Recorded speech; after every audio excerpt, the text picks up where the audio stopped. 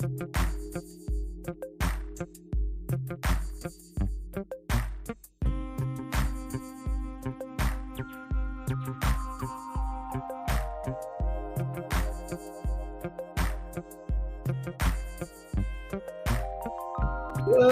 is in the air. Love is in the air. Love is in the air. Love is in the air. We gotta know about real love. Love is in the air. Yeah. Love.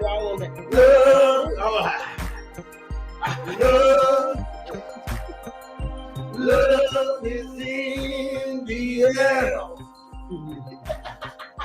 Love is in the air. Easy work.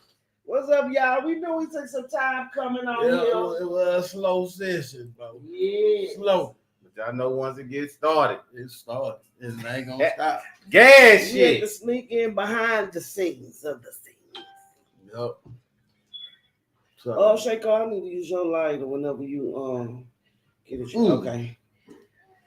How y'all what it was? What is this? With them cigars. I had smoked that cigar. Yeah. That shit fucked me up. What's up, Travis? That night, whatchamacallit brought us all them up. Travis said, what's up, my people? What's up, Travis? Brianna Vitters, hey Travis. What's up, Brianna said, hey y'all. And she said, love the backdrop. Hey Toddy. Hey Toddy. Hey Toddy. And, how you doing, Toddy? And somebody else up there. That's it. It's just and Latrice. Latrice. How you doing, Miss Latrice Malone? Miss Latrice Malone is on. So, what's up, Shonda? That's Shonda. How everybody doing? I think that's Shonda. Maybe not. I don't know. Shonda who? What's up, Denise Chavez. What's the topic? Denise Chavez. And you Denise did Chavez. What's up, Denise Chavez? What's the topic? We going with a random topic. Give us a topic, Travis. No. Yeah, give us a topic, Travis. Or Bree, or one of y'all give us a topic. Tonight is date night. Being a light to your partner. What happened? A light. Being a light to your partner. Being a light to your partner, goddamn it. We ain't being lights no more. We being darkness. We being darkness. We coming at Tell storms. the truth, no matter what, unless it's the law. Tell the truth, though.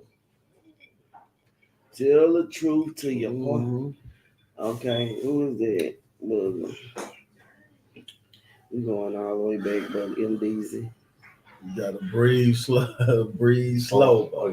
What's up, y'all? It's Ray. Shayco. And them be the dope one. This is my side. Your side. And the truth. And today's inspirational quote is, a situation repeated is a situation not learned from. Gas shit. Gas shit. It came out of my own goddamn mind. Give it up for not learning. Not learning. You learn from it, you won't repeat it no more. Yeah. Say a truly righteous man followed 7 times before he actually get the picture. But when he get it, he don't fall no more. He ain't gonna fall no more. He shouldn't be falling all the time. Now you fall. We all fall. Bless the truth. That made my whole body shake. Man, he quivering. Hurt my shoulders and all. He quivering. Hey, you ever sneeze and your whole back get to popping? That's what you had. That shit hurt it all right. Hey, that should be all you sneezing like shh, and all you hear is the whole back get to popping. That feel good. That shit do feel 24 is the year of exposure. Oh yeah, for the sure. Year of exposure. Y'all looked at the UV index and the goddamn solar winds and all that shit is at an all-time high. I can't lie. Extremely high. 24 has been a very blessed year thus far. It's been rocky. Yep. It's been rocky it's too. The age of truth, but say, man, it's been a lot of blessings come out of 24. Did I ain't you gonna get lie to tell to the you. truth in 24? Say, man, look here. It ain't been nothing but goat shit. In 2024. Oh, I ain't lying. Okay. Well, tonight, y'all, we're gonna be talking about relationship because this is date night. Date night Yes, ma'am. relationship. Okay. We're gonna talk about it. Baggage. We're gonna be talking about mental health challenges within a relationship. We're gonna be talking about monogamy, body image in a relationship, being a widow after a relationship, So being a widow in a relationship. All that shit right there about you a widow in a relationship. So how you want to name? We're gonna be talking about being in a relationship, dealing with substance abuse. Roger said hello. Damn, I smoke. What's up? What's up, Roger? Hey, Raji. Roger. How you doing, Roger? Cool. You know, I smoke like Raja. Roger. Oh, okay. Yeah, I remember. I don't remember everybody neither. So how we doing the topic? The topic is relationships. Period. It's a relationship topic dealing with all kind of stuff inside a relationship. Yeah. Smoking dope in the relationship. Got no hope in the relationship. Only use your scope in the relationship. I can't lie. I smoke weed in the relationship. Sometimes it'll keep you stabilized. Hey, I'm gonna tell you the truth. I don't knock a person who smoke weed. It's better than taking depression pills.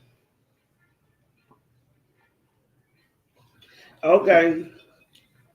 Yeah, we was love is in the air.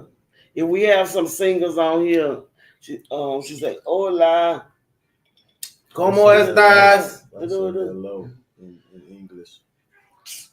¿Cómo estás? Hola, ¿cómo estás? Hello, how's your day been? Hold on, I'm trying to get on. That's how my eyes feel, bro. Muy bien. Run. I ain't smoking no more cigar. I fucked myself up. Yeah, last time that nigga gave us some cigars up in there, boy. I was puffing on that motherfucker. I said, ooh, this bitch just something serious.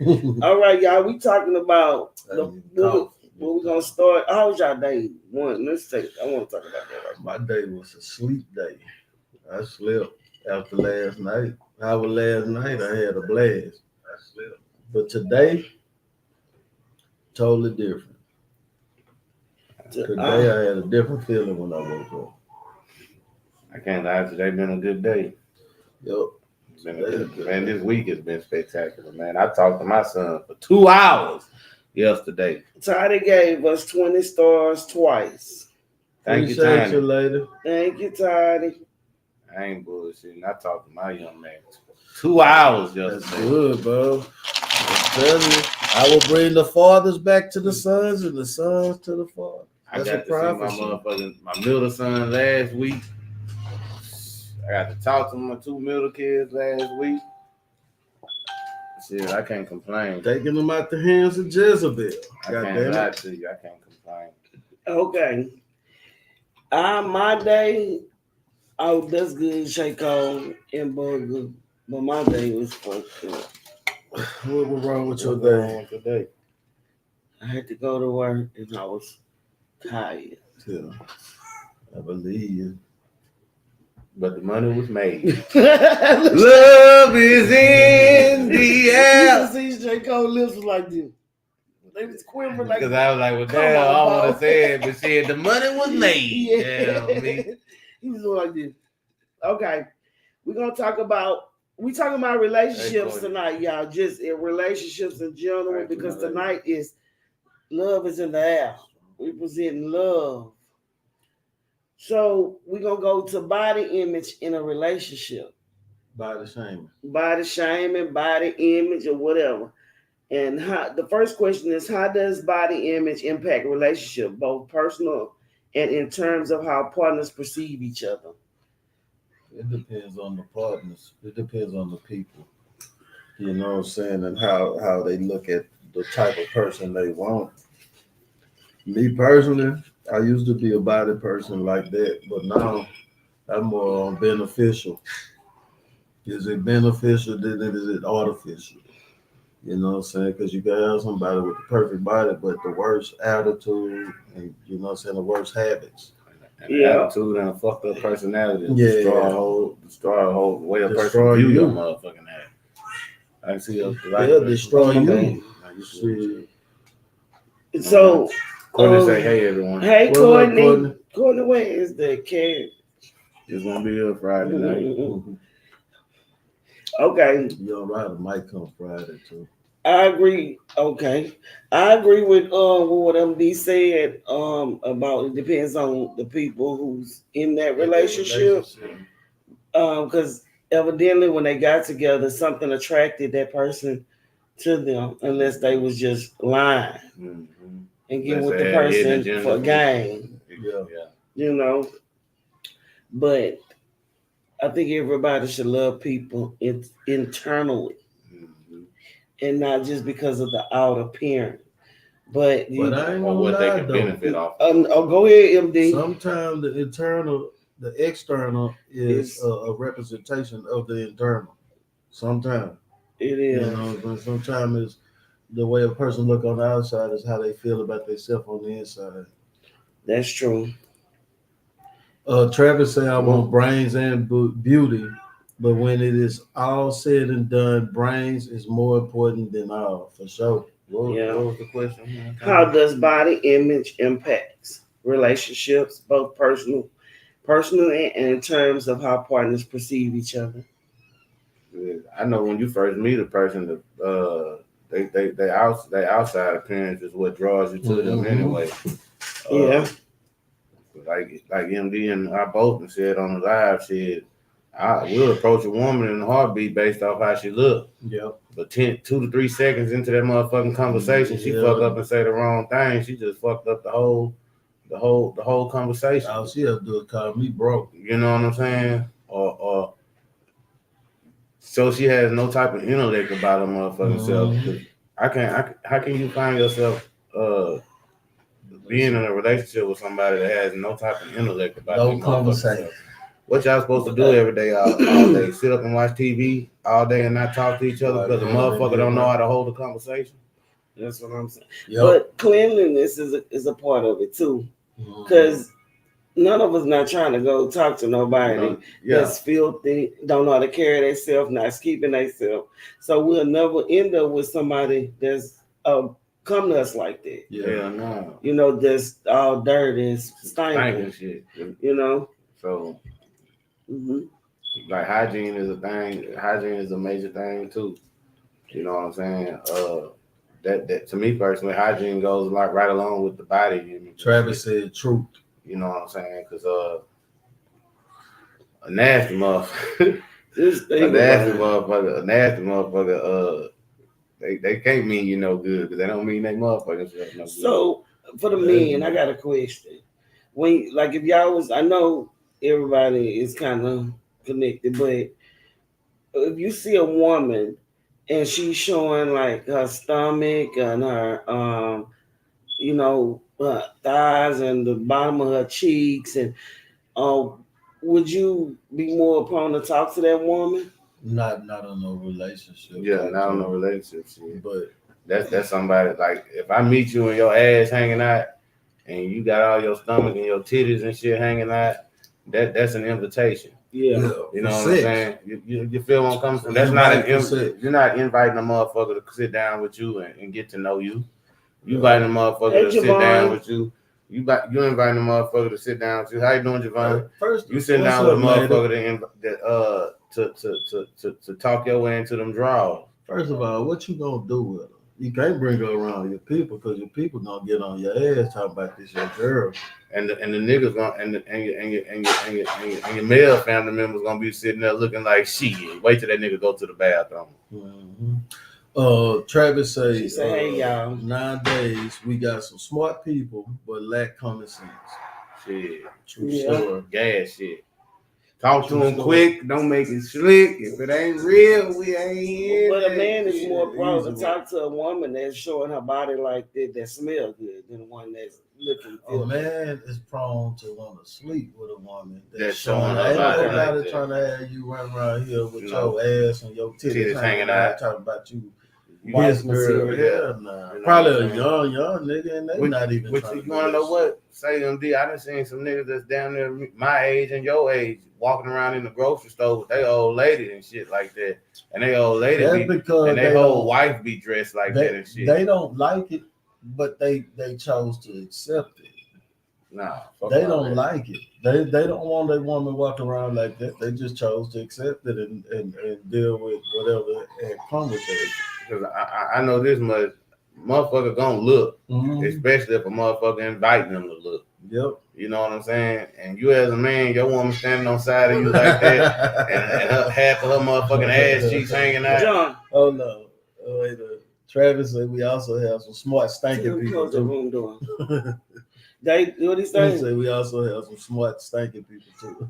Oh, and some dumb stinking people. Dumb stinking, smart stinking. Javon said too smart for their own good. A man will holler at a woman like that first, like a woman like that first, over, and will a woman cover up? I think she said and want her to cover up after. You see, and that's a problem too. If you meet her, how you meet them is how you gonna lose them. If you get with a woman and she already is revealing everything, that's how she gonna. If she probably cover up for a second, but once she get comfortable and used to you, and she want to go back to her old ways, she gonna go back to her old ways. She gonna take them clothes off. That's what it is.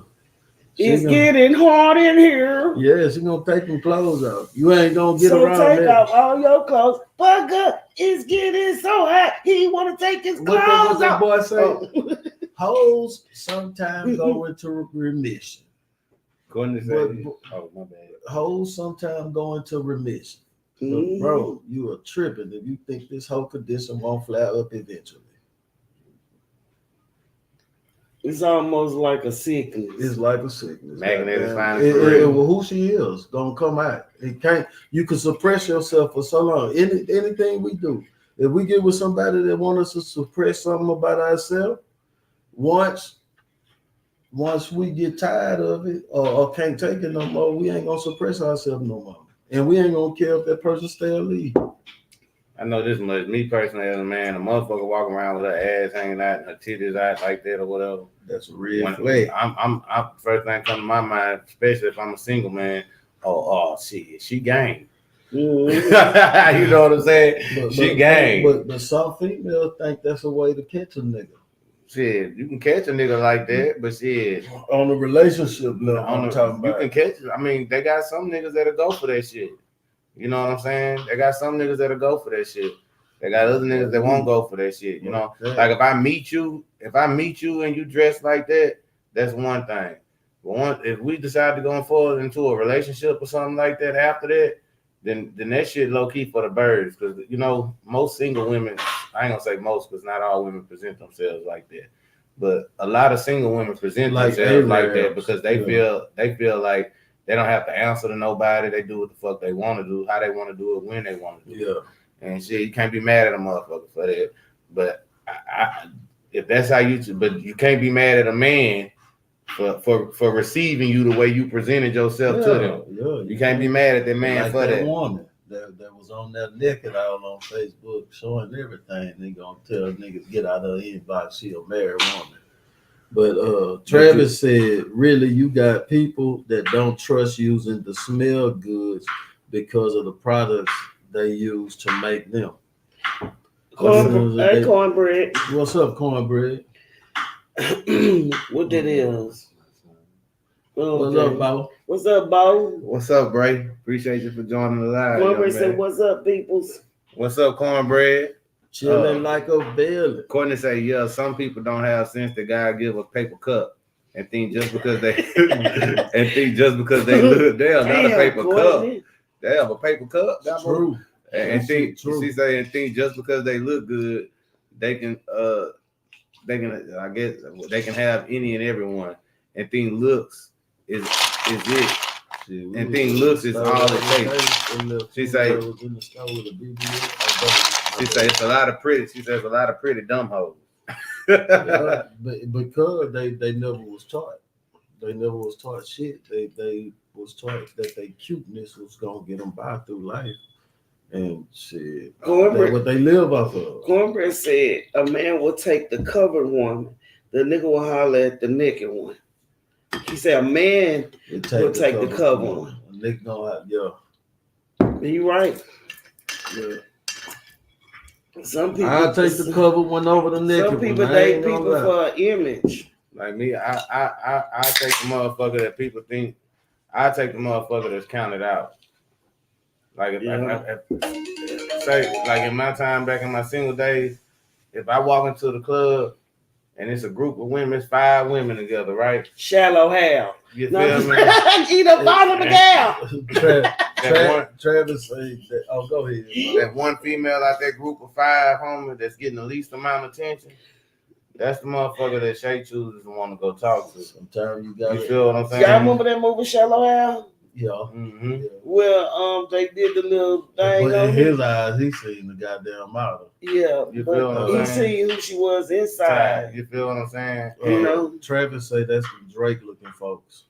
Yeah, because Drake looking folks. The one that's in the group of 5 that's getting the least amount of attention, and she ain't going out her way to try to get a motherfucker attention. Yeah. That's the one that you might want to decide to talk to, because if she in the club and she's single and she ain't going out her way and dressed half-ass naked to get a motherfucker attention, then that means that she ain't really just seeking a motherfucker attention. Now, if a motherfucker approach her, that's one thing, you know what I'm saying? Yeah. But she ain't just going out her way to get this nigga attention. And a woman that's an attention seeker, she gonna go get the attention. You feel what I'm saying? Attention. She gonna be in everybody's face and bring all the unwanted attention towards you too. You feel what I'm saying? So I've been with him. I've been with that type. Shit wasn't fun. Okay, well, how does substance use, such as alcohol or drugs, affect relationships and communication between partners? To me personally, it depends on what type of substances you use. Because some people have anger issues, and when they get drunk, and then when they get drunk, they go beat on everybody in the house. That demonic spirit come up out of them. The spirit of anger, it comes up out of them in a bad way. And then you got some people that may be angry people, but then they get drunk and they get extra happy than the motherfucker. They gotta stay drunk to be happy. In order to be happy, that helps them cope with the fuck shit. It's like taking, like I say, depression pills. You know, some people need something else besides depression pills. Yeah, or that's what they use instead of taking depression pills. Like me, for instance, I'm at 18. I was prescribed to take Lexapro and Klonopin. Lexapro and Klonopin. I was diagnosed with CED, compulsive explosive disorder. Yeah. And I was diagnosed to take this shit.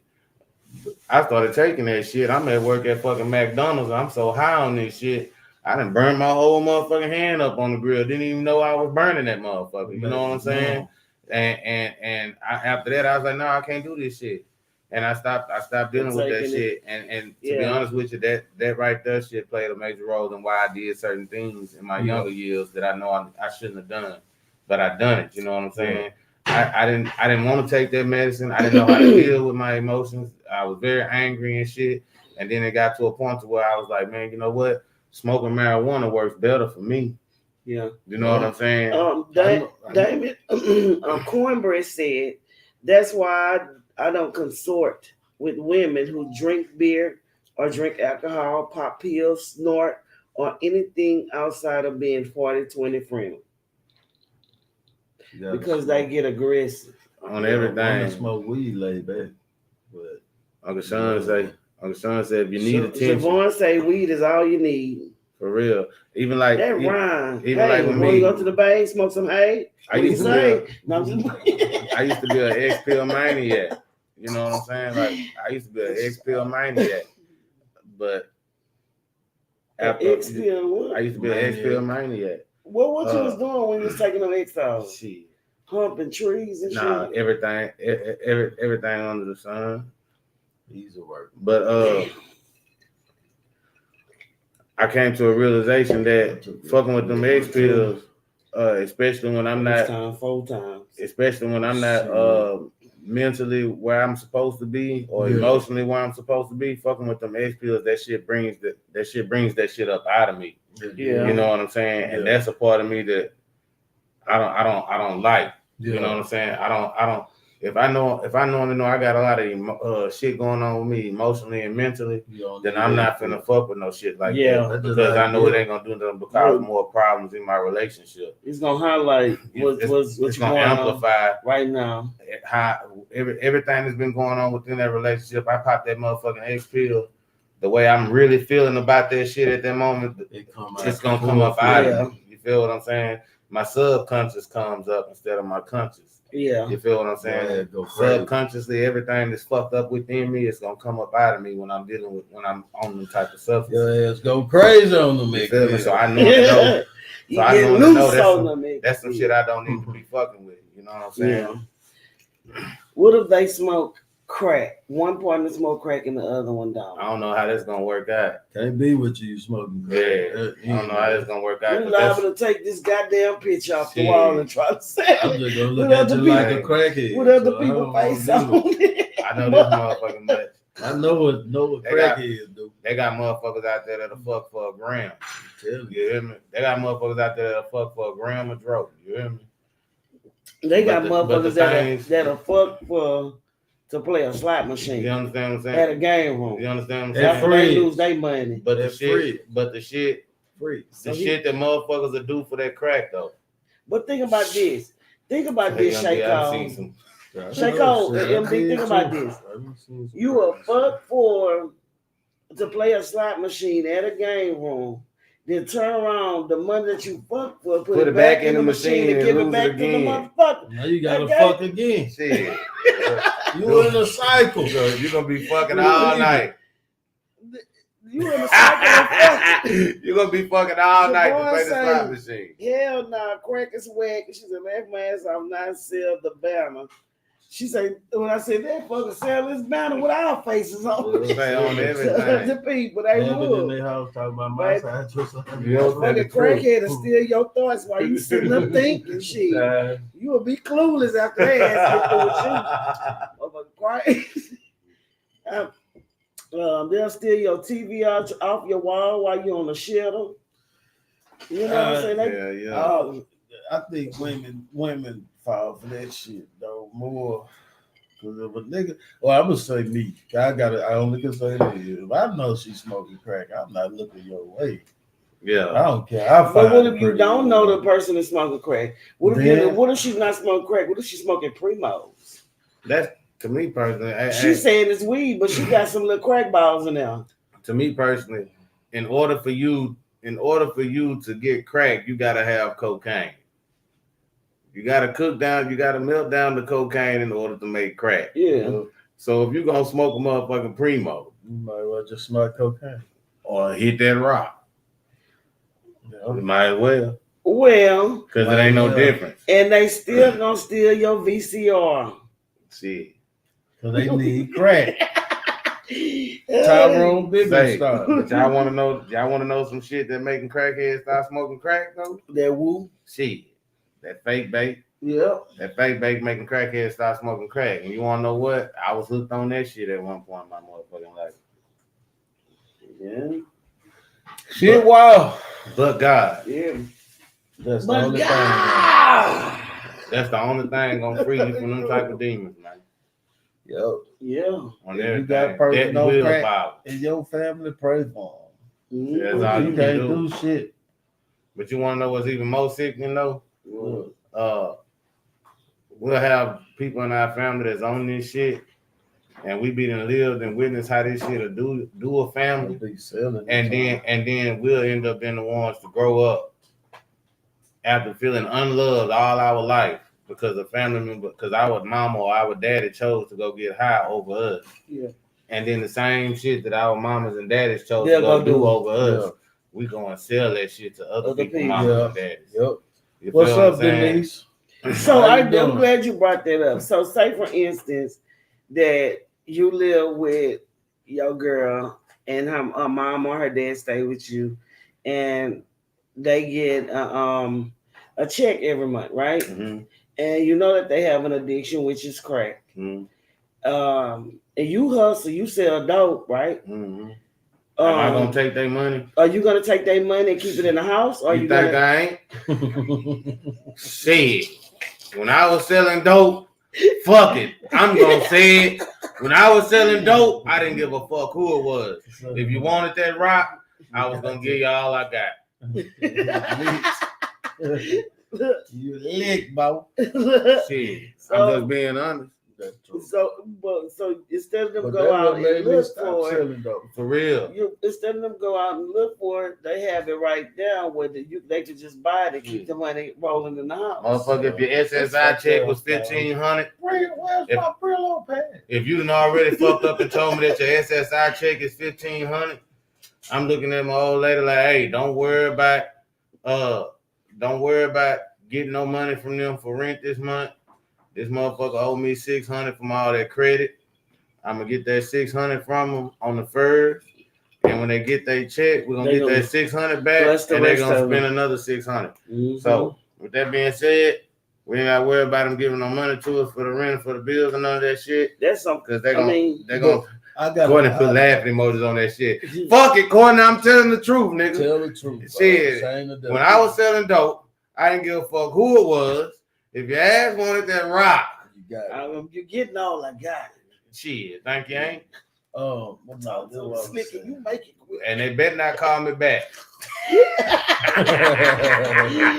They better not call me back. Shit, because if they call me back, I'm on the way. God forgive me. Hey, that shit funny now. That shit wasn't funny then, though. I'm just saying. That shit funny in the motherfucker. In real life. Hold on, I want to ask y'all a question. Y'all didn't see that video back in the 60s? I think it was the 60s or the 70s. They had a commercial on how to make cocaine into crack. And then at the end of the commercial, they told them, don't. We don't advise you to do this at home. Yeah, we don't advise. How the fuck you gonna tell somebody how to make some money and then tell them I advise you not to do this at home? A real commercial. How can niggas could see? How can you give them the game and then try to take it away from them at the same government, time? bro. It was to give it to them because they already knew that. Don't try this at all. They knew the people was going to cook that shit up. Yeah, that's where you got all them niggas that were making millions of dollars off of selling dope to their people. Yeah, that's what I'm saying. If it's personal, one of our parents. Yeah. If it's personal, would you be able to sell your parents some crack? Shit, I know this motherfucking much. Shay was trying to survive. I didn't give a fuck who it was. Shay was trying to survive. Would you be able to do it? Nah, I wouldn't sell my mama no crack. But that's because how I was raised, though. Yeah, I wouldn't either. I was raised up with the mentality of it was bad anyway. When I was selling it, I knew it was bad. You know what I'm saying? So I wasn't raised up thinking that it was something good. I was just trying to make some money. You know what I'm saying? That's all I was doing, trying to make some money. I didn't give a fuck who smoking it. As long as the money. I'm trying to survive. Literally. If they got the dollar. No, I was literally trying to survive. If they got the dollar, and I got to work, I was gonna make them holler. Shit on everything. Oh Lord! I know some people who sold they people close relatives crack and they mama crack. Did time behind this shit, just trying to survive. I don't give a fuck. I did it. If I did it, I did it. That's that. I was born in this world. Mom and dad created. At one point in my life, mom and dad better not come to me talking about they wanted from work. Shit. Hold on, I got you. Let me go get it right quick. Shit. At one point in my life, I was that there. No, don't you go nowhere. I'll be right back. But my mom and dad don't smoke no crack. They never have. They never have. Mom and dad don't smoke no but crack. I'm just saying. We just saying. In real life. I have sold some dope to some family members, though. I done seen that. I did. Gas shit. Gotta get it how you live. And I'm sorry. That's the way you live. That's how you get it. I'm sorry, but I did it. Because the mentality is Javon laughing at y'all ass. Say in real life, I'm the kind of nigga shit. At one point in time, I was selling X pills. Baby mama better not call me talking about she wants some X pills. She gonna get them. Bitch, I'm finna pull up on you right now. Where you at? What's that girl? That girl Christy still owe me some money to this day for the phone.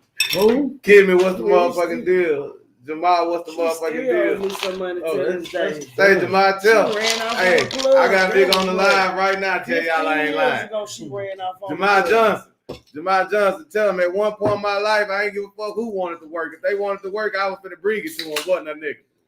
Talk to him. Shit. In the mix. Okay, y'all. We're going to get off the crack ball. Crack Aaron. Tyrone Bigham style. Hey, on everything. I did it. Fuck it.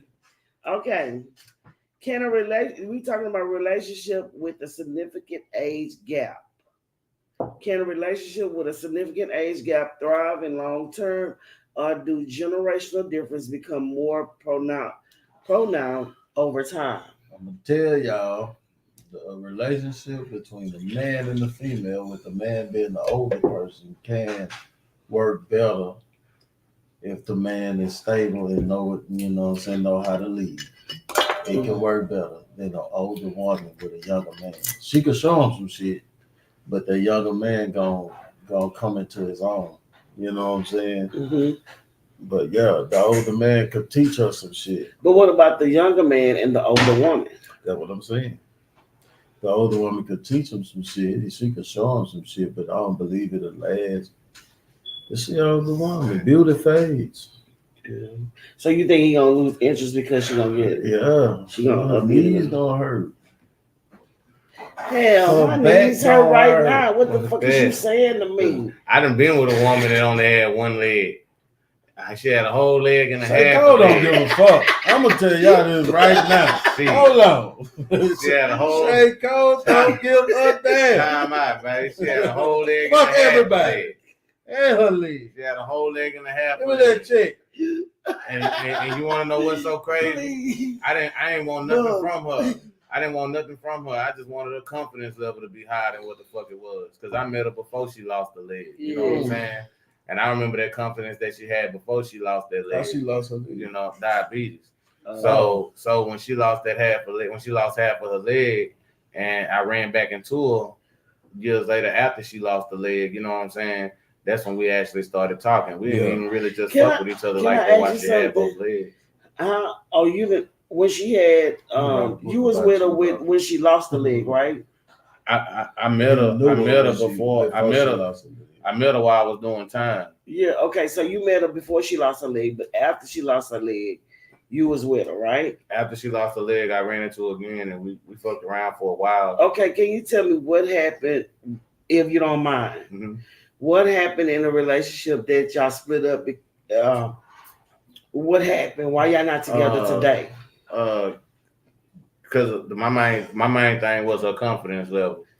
The leg was a problem. My thing is this: if I didn't give, it was the leg. My thing is this: I didn't give a fuck about, she gave a fuck about the leg, gone, but it bothered her. Exactly. I say, left of my ass, our women with one leg need love too. They do. It bothered her. Ain't lying, but it bothered her. You know what I'm saying? Wild. But to this very day though, her confidence level is out the motherfucking roof. You know what I'm saying? And I done had this woman hit me up before and tell me thank you. You know what I'm saying? What you brought. Because it was like her confidence level was so fucked up to the point to where it caused problems between us, because when some women, when they self-esteem is fucked up about themselves, they ain't trying to fuck or nothing. So Bugger, would you date someone with one leg? No. Why? Because I'm always look down at that love kicking in the ass. Yeah. Man, please. Shay finna put that motherfucker in the air. Shay Cole gonna grab that motherfucker and hook it around please. Like Shay Cole, but I I'm trying to hook that love around. It's gonna be dangling with that little half of shin left on it, moving back and forth. See, I'm not on your arm. At one point in my life, I wouldn't have done that. Tonight. At one point in my life, I wouldn't have done that because I'd have been too focused on how other people would have viewed me for seeing her out. Once they left my ass out kickstand. Nah, man, don't do that, man. But at one point in my life, I wouldn't have done that though because I'd have been too focused and worried about how everybody gonna view me for being out in public with this woman like that, you know, and I'd have been too focused and worried about that shit. Yeah, that'd have been but once I started coming into myself and knowing who the fuck I really am and who I really want to be in life, you know, the way a person look don't even make a fuck to me. It's all about how you make me feel. When you could say fuck everybody and they lives, then you will understand what they mean. That means fuck what they feel, fuck what they think. Fuck everything about them because they don't have nothing to do with you. Look, when you go home at night, you go home at night. They go home at night. They don't have nothing to do with you. You in your comfort of your own home. They just thinking some shit when they see you. Fuck them. Fuck everybody. I didn't even talk to somebody that was blind before. You know what I'm saying? Shay Cole don't give a fuck. He don't care about shit. I done talked to somebody that was fuck everybody. I ain't never had sex with her or nothing, but Shay Cole put them glasses on her face with them eyeballs. We would chop it up on the phone and shit like that. If she called me and she was like, "Hey, I was wanting to go out to eat today. Do you want to go sit down and eat with me and my mom?" And go see a movie. Yeah, I go sit down and eat with her and her mom and shit. You know what I'm saying? Like I done this shit. This is real life shit. You gotta watch the movie and bread. Just feel good. I just love people. You know what I'm saying? Like I just love people. You know, and even in my dark days, man, I still like to see people smile and be happy. You know what I'm saying? I can't with him. Because you can have every limb on your body and have everything going for yourself. And a person still to treat you like shit. But this is my thing. You know what I'm saying? I can understand if you with the person and that happens within. That shit wow. Look, I can see if you with that person and it happens within the relationship. Yeah, go blind on me. Don't go blind before you leave. I'm definitely gonna be doing circles around. I met that motherfucker blind. I met him blind. With the stick. Like, at first, I didn't know they was blind. At first I didn't know. They didn't have no stick with them or nothing. You know what I'm saying? She didn't have no stick with her or nothing. Like, she didn't have no stick at all. I was just walking around in circles. She didn't have no stick at all, man. It was at the old Rhines, man. And I was at work. I was working in the dish room. And I come out the dish room and I was like, your side, look, MD, she had on glasses in the building and I didn't think nothing of it because I'm a nigga that'll have on glasses in the building. So and she was, I was like, damn, that motherfucker fine, them motherfuckers. So I come out the back and when I see her, I hurried up and picked up them dirty ass dishes and brought that shit back to the dish room. I come back out there, I seen her again. I was like, fuck it, I'm gonna approach her. So I approached and the woman standing outside. I was like, that's my daughter and she blind. And I just looked at her. And I said, well, ma'am, I don't mean no disrespect, man, but your daughter fine.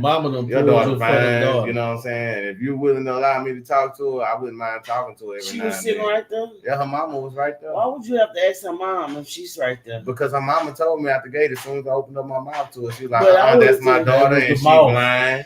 She basically was saying she don't want nobody. She didn't want nobody trying to take advantage of her daughter. But her daughter could speak. She's not deaf. She could speak. She can hear you. But her daughter went on. Her daughter, was it, Mama, come on now. Yeah. That's the kind of confidence. Mama, come on now. This man right here trying to talk to me. Yeah. I might can't see, spick or spaghetti, but I will holler at him because he approached me. Like when her mama, I might can't see him. Yeah. You could have had when her mama said her daughter was blind, I was like, damn. Like, how the fuck am I supposed to do that? You gonna have to fuck it. I know I already approached her now. I know you was holding her. So, but we didn't like. It wasn't no shit like that. It was just on some. It wasn't no shit like that. It was just on some shit. Once I knew she was blind, I was like, man, I wouldn't mind just being her friend then. Yeah. You know. So like every now and then we'll chop it up on the phone. Fake leg, you know, because I didn't want to find myself. I didn't want to find myself feeling like I was. I didn't want to find myself feeling like I was manipulating or taking advantage of. So you friend zoned them, basically. Yeah, no choice. She was blind. What you gonna do? And we was cool for years. Why Shay Cole do Like this? we was cool for years. You gotta tell her everything that's happening in the movie. We was cool for years until I got locked up and had to go do time and shit like that. And that's when I lost touch of her and I ain't seen her no more since. You know what I'm saying? But tell her, write a story about Shay Cole. Yeah. I'm just being honest, man. I see. Write a book about this shit. The blind lady. The blind lead the blind. The leg fell off. No, man. Don't do my shit bad. No, we gonna write a book about you for real, It's dude. gonna be called Shit Bad, but it's all good. Hey. She be fucked But up. I better not see no goddamn book come out tomorrow. I'm like, promise. I'm finna go to somebody mad as shit. ChatGPT, write me a song. Name that bitch called. Write me a movie called Shit Bad, but it's all good. It's about a blind lady and a lady with no leg that's looking for love in the club. Stay on everything. That woman without a leg, though, that woman, she down. To me personally, she basically married now. You know what I'm saying? Yeah. Nah, I done seen people. She married now. That motherfucker got all the confidence in the world. Yeah. She getting disability and shit like that. She like, fuck that disability. Well, I still want to go to work. And she go to work and all kind of shit. I be like, go ahead on with your bad ass. some people with 2 legs don't want to work. You understand what I'm saying? And this woman missing half a leg, and she like, fuck all that. They'll rather sell everything in their house. it seems, before they go to work. It seems like the people who don't have limbs try harder. It do. That's because they fighting for they fighting for their life. They not choosing to lay down. What's up, Denise? You know, and that was my thing. And that was my thing with her. Like, man, I don't give a fuck what the situation is. You don't lay down for nobody. You know the thoughts of suicide that go through their head when they watching everybody else normal and they can't be normal before they reach the point to where they say, fuck this shit. Yeah. Man, you have to go through a real transition. I don't want to go through that transition. Yeah, but if you a good support system, especially the person that you're with, and that's still there in the time that this is going on. If D say, man, this nigga Shay. Shay Cole don't give a fuck. I'm fucking the blind, deaf and dumb. I didn't fuck the blind one, man. He say you fucking the blind. I didn't fuck the blind lady, man. I ain't fucking You know what? I can't with that shit crazy. I think I was about 18 then, but I ain't fucking though. You just was chilling with you friends on the lady with one leg though. Carrying that ass you tore it up with that nub, huh? But see, that's part of the reason why we ended up calling it quits, because like I was in the beginning of my spiritual journey, and the energy that she sent out sometimes due to that her situation, it was kind of fucking with me. But you could have, but the thing about it is, not to say what you could have done because you was with her, you know what I'm saying? But even though she had that negative energy, you got to know that she felt self-conscious all the time because she lost a limb. You feel what I'm saying? This was my thing. Like I've said this to any and every woman that I've ever associated myself with. As soon as she open up her mouth and she go to viewing herself in a negative way, I'm quick to let a motherfucker know. Say, man, I know this motherfucker much. If Shay like your motherfucking ass and you got Shay attention, then you best believe you didn't call somebody else motherfucking attention. Yeah. You feel what I'm saying? Yeah, that leg ain't whether it was the motherfucker attention that you wanted to catch or not, you call somebody attention. You feel what I'm saying? I know if I like it and somebody else don't like it. Yeah. I'm not putting your leg on you. You put your own goddamn leg on. I'll be independent and strong. Fuck that shit. You put your leg on. When you go get it refit, I'm gonna come with you to get it refit. Well, you're not touching it. And see, we used to argue about shit like that. I gotta believe it's a real leg. Like if I touch it, I'm gonna know it's a fake leg and it's hard. He just being real. Like he being honest. Like that was one of the things that we used to argue about. They go reach a new level. That was one of the that was one of the things that we used to argue about though, MD. So like, she would want don't get my leg. She used to always want to try to do shit by herself. You know what I'm saying? She wanted to show you that she was independent. Yeah, and I respected that. They know do. What I'm saying? Yeah. But some things some things you gotta know and understand. You need help. If you got somebody here that's willing to help you, then just allow that help to. But the thing about it allow is, that person to help. Some people are with all their limbs are not willing to step up to the plate like that, or to try for their own self. They want to lose their limbs, and that's why they don't want to. You don't use it, you lose it. You're gonna lose that shit. And that was part of the main reason why I was even like I said, I met her before she lost the leg, and her confidence level was high. Yeah. So once I came across her again after she lost the leg, and I still seen like she showed me a glimpse of that same confidence level, I was still attracted to her. I got a question for you. Mm-hmm. The same woman, when you came across her with her limbs and her confidence was high, did she give you the time of day? See, she couldn't give me the time of day. Oh no! You lost a leg. No, look, you can't tell me shit. This is before she lost the leg, right? Before she lost the leg. When I first met her, I was incarcerated. Oh, I was in state jail. I was in state jail. So the type of attention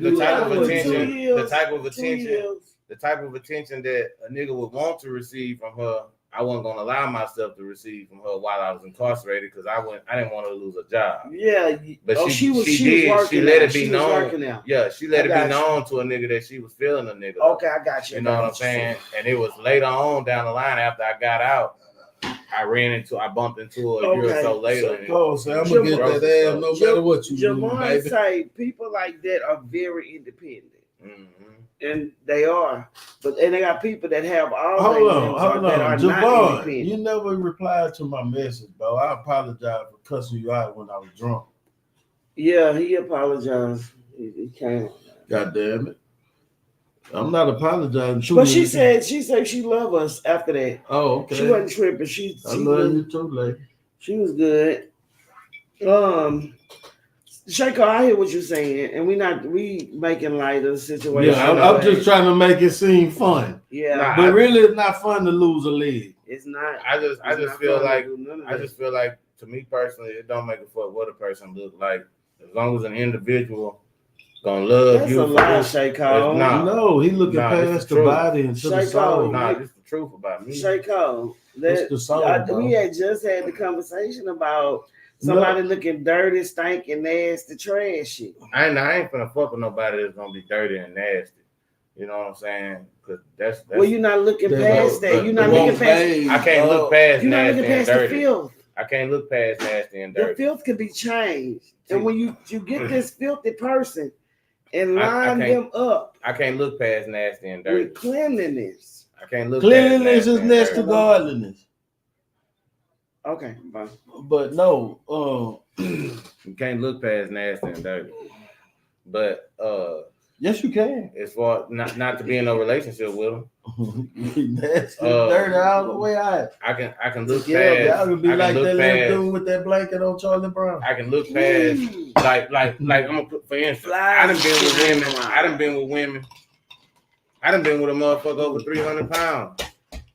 You know what I'm saying? And to go in and went anywhere with that motherfucker. Just say don't give a fuck. And then went anywhere with that motherfucker and kiss him in that motherfucking mouth in public and all types of shit. Because at the end of the day, it's all about who the person is. This person make me feel like I'm the king of the motherfucking world. So I don't give a fuck how you view this motherfucker. No, I can't. You know what I'm saying? I can't say that the way a person treats you have a lot to do. Fuck the best body and all that shit. Nigga, you better be getting treated right. Because believe it or not, that's how a lot of us end up in fucked up ass situations with fucked up people. Because we chasing looks, money, and lust. We chasing the physical, bro. We ain't chasing how a motherfucker make us feel. Yeah. We're not chasing real love, man. We chasing how a motherfucker look, money, and lust. Gotta go get them out the garbage can if you want something real, bro. And shit, on my spiritual journey, I learned that about myself. I learned that about myself. Get the Cookie Monster. Like, I learned that shit about myself. You know what I'm saying? First of all, a person that's looking dirty, nasty, trashy, or try to make you live that type of dirty, trash, and nasty life. You gotta elevate your dirty person to another state. See, the problem is if people want to. This one say preach. This what happens with people. You know that you on another level with a person, like you on another level. You got a person that's on a lower level. What you do because you don't know yourself is you lower yourself to their level to fit where they at instead of bringing them up out of where they at. Yeah.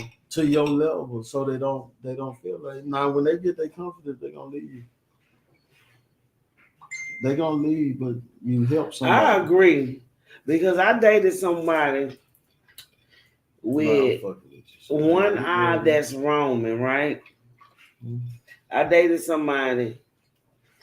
I didn't know that the person was homeless at the time. Mm-hmm. And I'm just saying with me, I dated somebody that didn't know that they was homeless at the time. And then when I did meet them, they had one eye that was kind of roaming. Mm-hmm. Looking at everything. That eye just was looking all over the place. Mm-hmm. And then when that person began to elevate, that person began to treat you worse. To treat me worse, the person that you gave him life. You breathed life and you did your job. So you did what you were supposed to do, whether he took the energy that you gave him and ran off with it or not. You did your job. You did what you were supposed to do. You don't hold yourself accountable. Even though you felt shitty in the end, you still did what God would have for you to do. You built that man confidence. So this is what we doing. See, sometimes so we could shit on you. Sometimes this is the thing with relationships. Not everything is meant to last forever. Sometimes God allow you to come together with certain people because there's certain things that God would have for you to bring into their life that they're not accustomed to. Yeah. Sometimes the person that you end up in a relationship with, you ended up with them because you were supposed to teach them how to love, or because they needed some type of real, genuine love in their life. Sometimes God allow you to be in relationships with people because it's something that He needs for you to do in their life. Sometimes people are just the devil and they in survival mode and they ready to fuck you up. You know what I'm saying? And that's the truth. But you know what I'm saying? And you got to watch out for them kind of devils. You got to. They wasn't the Lord. The Lord would have never brought me somebody to come and dismantle my life. When the Lord bring you all kind of bullshit. It's the goddamn devil. He don't bring it to you. He'll allow it. He'll allow you to go through the bullshit. You know, because even in a fucked up relationship, both parties gonna learn something. You know what, Shayko?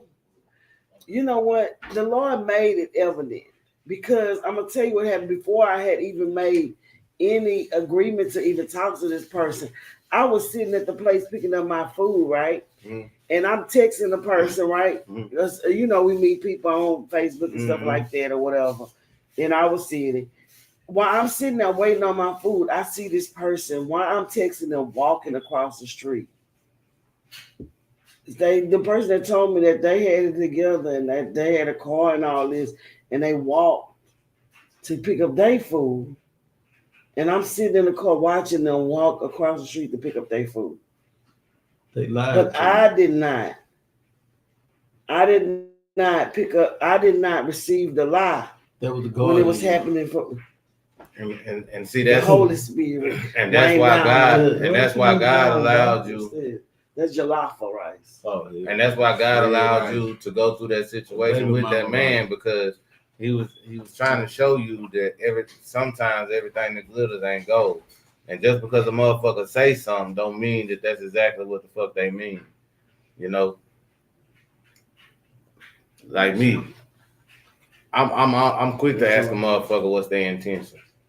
You know what I'm saying? You know what? What's your motherfucking intention? I don't even give a damn about their intentions because when they show me who they really is, I'm leaving anyway. I gotta believe you now. I promise ain't no second chances.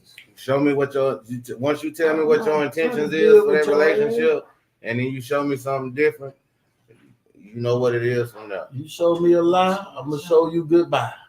Yeah, and don't try the next time. Yeah, I take it. Yeah. Okay, let's get into the next question because we fuck everybody. Fuck my baby mama. I just want to say this off top. I don't care if my kids watching. Fuck your mama. Easy work.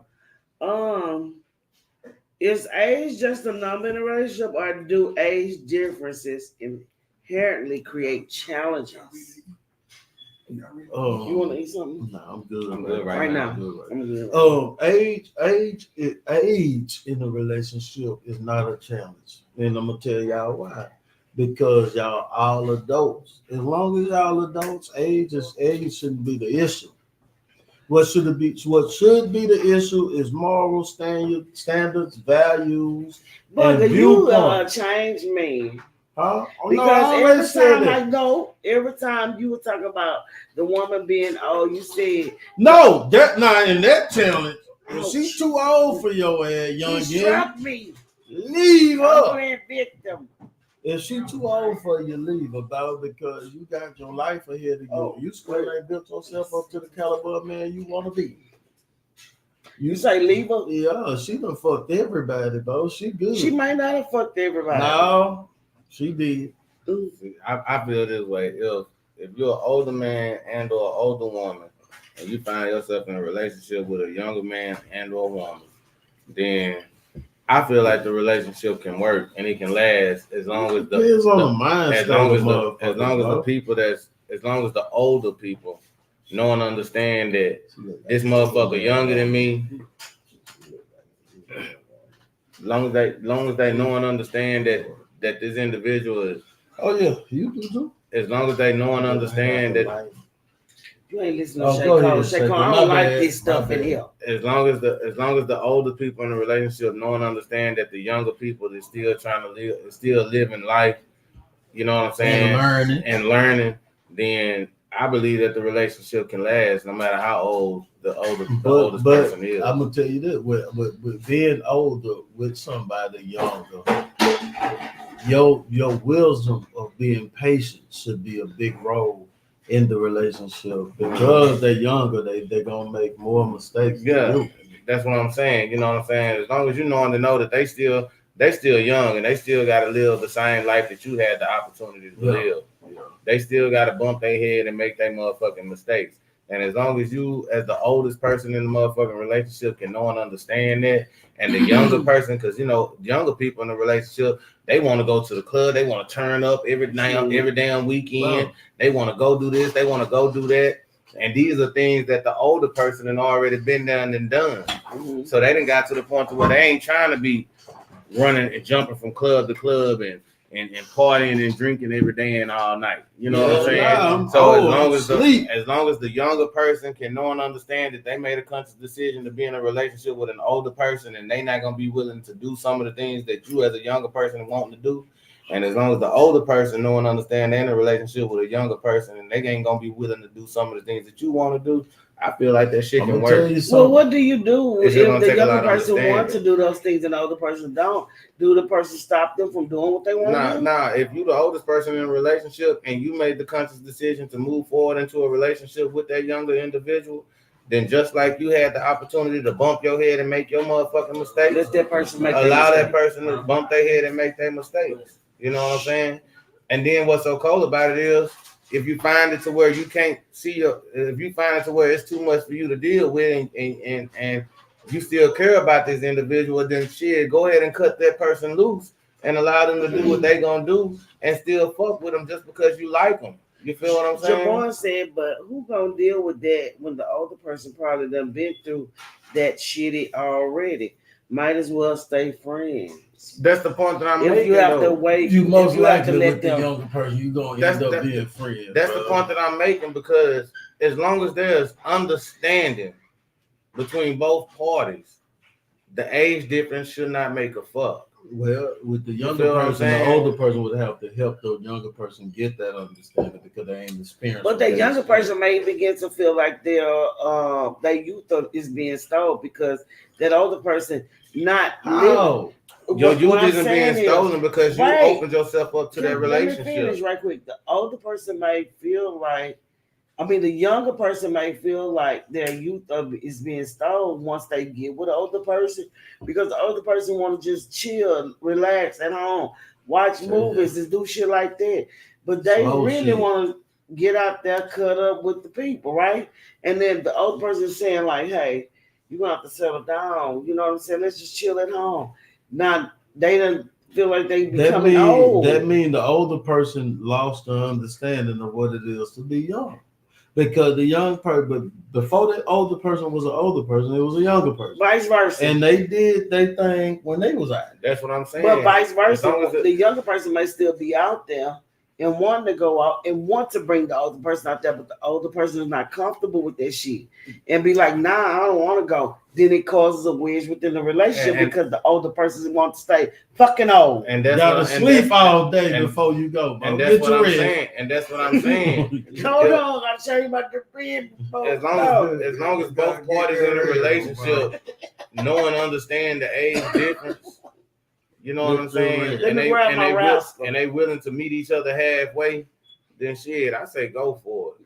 You know what I'm saying? Because as long as there's understanding within their relationship between them two people, it should be able to work. A younger woman, bro, and I understand. Like a younger woman will understand shit. Like if a younger woman want to hear something that she never heard before. If she's feeling you like that. If she feeling you like that, she want to hear what she never heard before, bro. She want to be led how she never been led before. A young nigga still growing, so he ain't knowing everything. She ain't knowing everything, but when she got somebody that already been through them seasons in life, you know what I'm saying, that shit could work. But I don't know how it'll turn out in the end. I know. Yeah. I done dated older women before, and they was horny, bro. It was older like women horny. It was like horny. How old are you talking? Shit, my age. When you was what? Shit, I was 17 and fucked one of my classmates' mom. Damn. You know what I'm saying?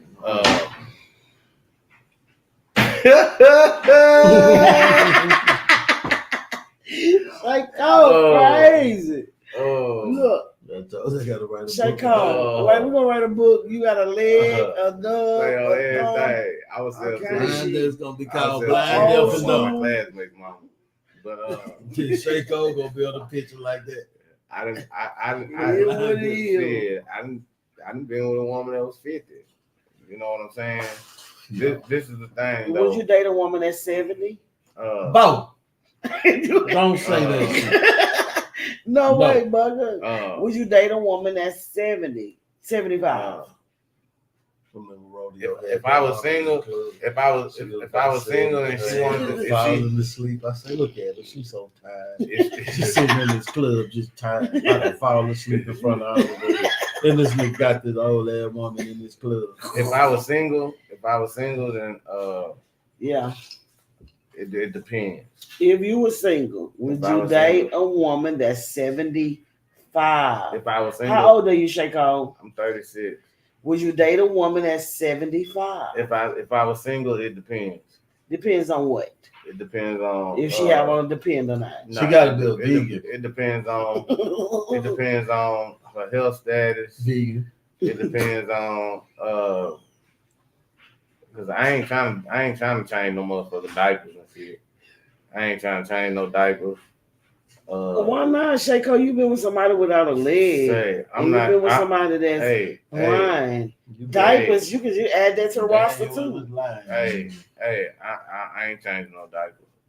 Yeah, that's too much right now. I ain't changing no diapers. Man, I shit it. I ain't changing no diapers. Nah, rubbing them motherfucker down with some icy hot or some Bengay or something. I'm okay with that. Can you imagine?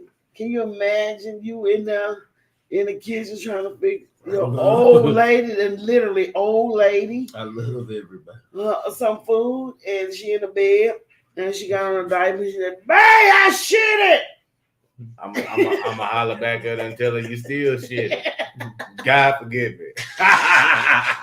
Y'all ain't forgive me. She still shit it. Javon say it's supposed to be for better or for worse, though. Laugh out loud. Say Javon. No, Javon. That's in the Pampers and all. Javon. That's in if she shit on herself, Javon, if she shitted on herself and she got a diaper on, if I meet a woman 75 years old and she got a diaper on and she open with me about that out the gate, then I appreciate her being open about that. But I can't fuck with if she rocking a diaper. No, you're not eating. I feel eat right now. I can't do that, Javon. I mean, when You know what I'm saying? Now, I have done. Like I say, I ain't scared. I tell the world, you know, I did this and I did that, but I can't fuck with her. She got a diaper on. Damn. She got a this was a woman that I had already been with for 5-10 years. And then all of a sudden she, you know, and then that happened. Or it ain't got to be 5 to 10 years. But this is a woman I done been with for a year or 2 years. And we was in love with each other and shit like that. And then all of a sudden something happens to where she got to wear a diaper. Then fuck it. As long as you still treat me the same way you treated me before you ended up in that motherfucking diaper, I'm gonna wipe that shit ass. Ooh. I'm not. I'm gonna be your motherfucking legacy. Change your league. I'm gonna be your legacy, your home health, and all of the above. You gonna change your league. Change your league. I'm gonna change shit. No, Bugger say she gonna change her league. She gonna change her diaper. And I'm not reading Braille. You better learn another way to speak to me. Okay, y'all, let's go on. Emotional affairs within a relationship. Is emotional infidelity as harmful as physical infidelity? Yep. Or does some consider it less serious? Now, when a woman cheats, when a woman go outside the relationship, most of the time, anytime a woman go outside the relationship, most of the time before she fucked that other individual, she had already formed some type of emotional connection with this man. Mental. You feel what I'm saying? I'm saying I ain't gonna even say in most cases. In some cases, most women, when they step outside the relationship, before they even go to the extremity of fucking that individual, they done already held all kinds of conversations with this motherfucker and told this nigga life stories. Yeah. They done talked about your ass on the negative ass level. To that nigga. And by the time they actually fuck this motherfucker, they done already formed some type of emotional ties to this motherfucker. So 9 times out of 10, when a woman step out the relationship, then she normally gone. Yeah. You know what I'm saying? Because she already had an emotional connection to this man in order for that man to even get that damn close to her. To fuck. Yeah. You feel what I'm saying? Well, it was something that you did that pushed her away to go and form another emotional connection or not. You know what I'm saying? Yeah. Most of the time, Javon say true. When women step out like that, they done already formed an emotional bond with this man. And if she do step out, she ain't formed no emotional bond with that man, the nigga, she was fucking that nigga the day you met her. You just didn't know it. Mm-hmm. She fucking. Bugger, you have something to say on that? Read the question is again. Emotional infidelity as harmful as physical infidelity, or does some consider it less serious? I'm gonna say anything entertained outside of your relationship is harmful. Yeah. Then that's damn near infidelity, because it's gonna shape your mind frame around your relationship. You know what I'm saying? The way this nigga make you laugh, the way this nigga make you feel. When you're around them or when you hear what he gotta say, it's gonna make you cause you to look at your shit. What's that song that Bruno Mars had sung? Which one? Easy Come, Easy Go? No, the one where If I Was Your Man. Yeah, If I Was Your Man. Where he what about your flowers? When the other man got with her. Yeah. See, I got a song called Master Plan. You remember? Hey, on that thing, I got a song called Master Plan. Okay, y'all, before y'all start, what constitutes as an emotional affair and how do they impact relationship? What constitutes as an emotional conversation rules the nation, the mental. The mental impacts the physical. Is that the only thing? Well, that's what the start of it. Mm-hmm. The start of it is all right. The start of it, I feel neglected. I feel unloved. I feel unwanted. He don't treat me the same, or she don't treat me the same. And then that other person come around and make your ass laugh. And now you intrigued by this person. And now you listening to this person and this person telling you shit about whatever. And it's making you more intrigued by that person. But also, when you get intrigued by that other person, you detach them from the other person. Yeah. So, yeah. So it starts with cheating. the communication. Communication is key to everything. We only got words. Before anything physical happens, the words is the thing that go. All right, a nigga holler at a female. If this nigga don't say the right things at that right moment, the female not gonna bite, right? No, you're right. So the nigga gotta say the right thing. So if he's talking about fucking the first time, it depends on who he talking to. Oh, because he could be talking to somebody who all they want to do is fuck. Yeah, but if he talking to somebody who more intellectual and want to know more about you and museum mind frame, yeah, that's a different story. Yeah. So, you know what I'm saying? Like, people got to understand, when you in a relationship, once you entertaining something else, you removing something else. Slowly but surely, once you start entertaining something else that's taking up your time and space, and that space that person had, once this person come in and start taking up that time and that space, then that person is coming in, and you're removing this other person, and you probably not know it until it's too late. I know, you know it. You do know it. You but I'm know saying it. You they may not know it, but you know it. No, I'm talking about the person who in it. That's what I'm saying. The people that's in, like, if you the person that's detaching and ain't aware, and if you the person that's detaching, unaware, you just know how you feel. You know how you treat you. But that's what I'm saying. You already know that you detaching because they done already done so much shit to the point to where they pushed you to detach. They pushed you to the point that you went to. Appreciate you. So once they done pushed you to the point, that you went to, once they done pushed you to the point that they took you to, then they the reason for that detachment. Bro. You feel what I'm saying? They the reason for that detachment, but because all this time they've been doing this and they've been doing that, and you still been rocking. Yeah. You feel me? But then that last fuck up move that a motherfucker make, fuck around and push you to attach yourself to somebody else. And then what's so cold about it, sometimes the shit'll be accidental like a motherfucker.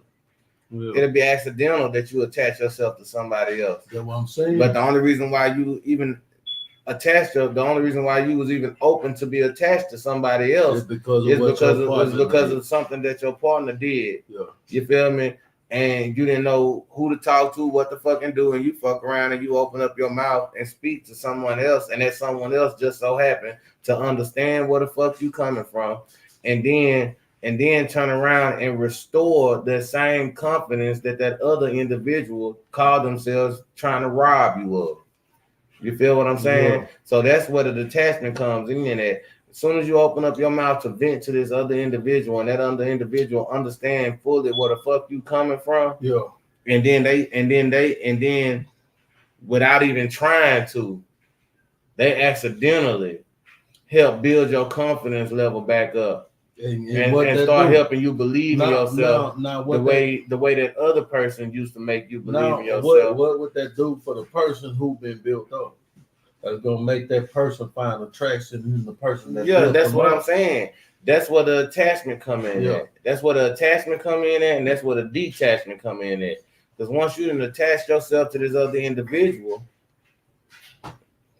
whatever the fuck this other individual got going on over here that did what they did to you, how the fuck they feel and what the fuck they got to say don't mean shit.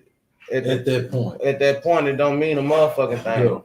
Because you fucked up, not me. Yeah.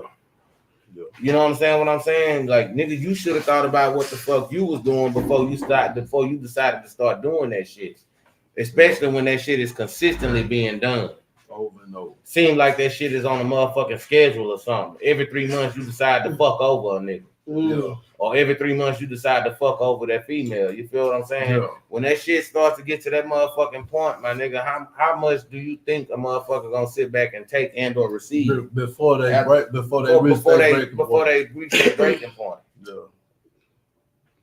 You know what I'm saying? Shaco, I agree with that shit. And I can only speak on this shit type of shit because I done lived this shit. You know what I'm saying? Yeah. And we on both sides. On both sides. Like it's like I pushed the motherfucker to detach from me. Yeah. And I didn't have motherfuckers push me to detach from them. Yeah. You know what I'm saying? Like I said to my son yesterday, yeah, I did this and I did that. You know, I can't deny that. I was fucked up. You know what I'm saying? But it still don't change the fact that certain things was done that took me there. Mm-hmm. You know what I'm saying? Yeah. And they shouldn't be excluded. They shouldn't be. That shit you know what I'm, you understand what I'm saying? And told. And my son's 17, finna be 18 years old. And it's a conversation I've been wanting to have with this nigga since he was 4, 5 years old. You know what I'm saying? Mm-hmm. And I actually got to have this conversation with my son yesterday. And I didn't tell him none of the things that his mom hadn't done. Yeah. I just basically told him some of the shit she was doing. If shit wasn't right, I wasn't emotionally and or mentally built for that shit at that moment in time because I didn't know the first thing about being no motherfucking daddy. Yeah. And I didn't and nigga, I ain't gonna lie, nigga, I was in them streets trapping, I was running them hoes, and I was out there trying to survive. Yeah. You feel what I'm saying? I can't lie and deny that. You know what I'm saying? But what I do know is it still don't change the fact that some of the shit that I done, I should not have done. Yeah. You know what I'm saying? But it was certain things that was done that pushed me to cut them cords. You feel what I'm saying? Yeah. And like I told him, it ain't that I didn't walk away from your mama because of the shit that she was doing. To be honest with a person, that ain't why I left. You know what I'm saying? Yeah. I left because I knew in my mind I wasn't mentally and emotionally fit at that moment in time to deal with the type of shit that was coming to me. You feel what I'm saying? So I had to go. How old was you? I was 17, 18 years old. Yeah. And I had already been on my own since I was 16. So it was something that I had to, I had to cut them cords because I didn't want to end up in prison for the rest of my life. You know what I'm saying? Yeah. I didn't want to end up in prison for a long time, especially not behind hurting a woman. You feel what I'm saying? So I did what I felt like was best for me and her and my son. You know what I'm saying? Yeah. I just didn't know at the end of it was gonna cost me a relationship with my son. Yeah. You know what I'm saying? Okay. We're gonna talk about the reason it cost you a relationship with your son is because she wanted that to happen. I just feel like I hadn't did some shit to her that ain't no man. But the thing about it is, how old was she at the time? We was both 17, 18. She young. They were babies. You understand what I'm saying? Like so we didn't know. Just learning. And that's the reason why I tried my best not to. So she made mistakes. He made mistakes. I just didn't know how to shake on.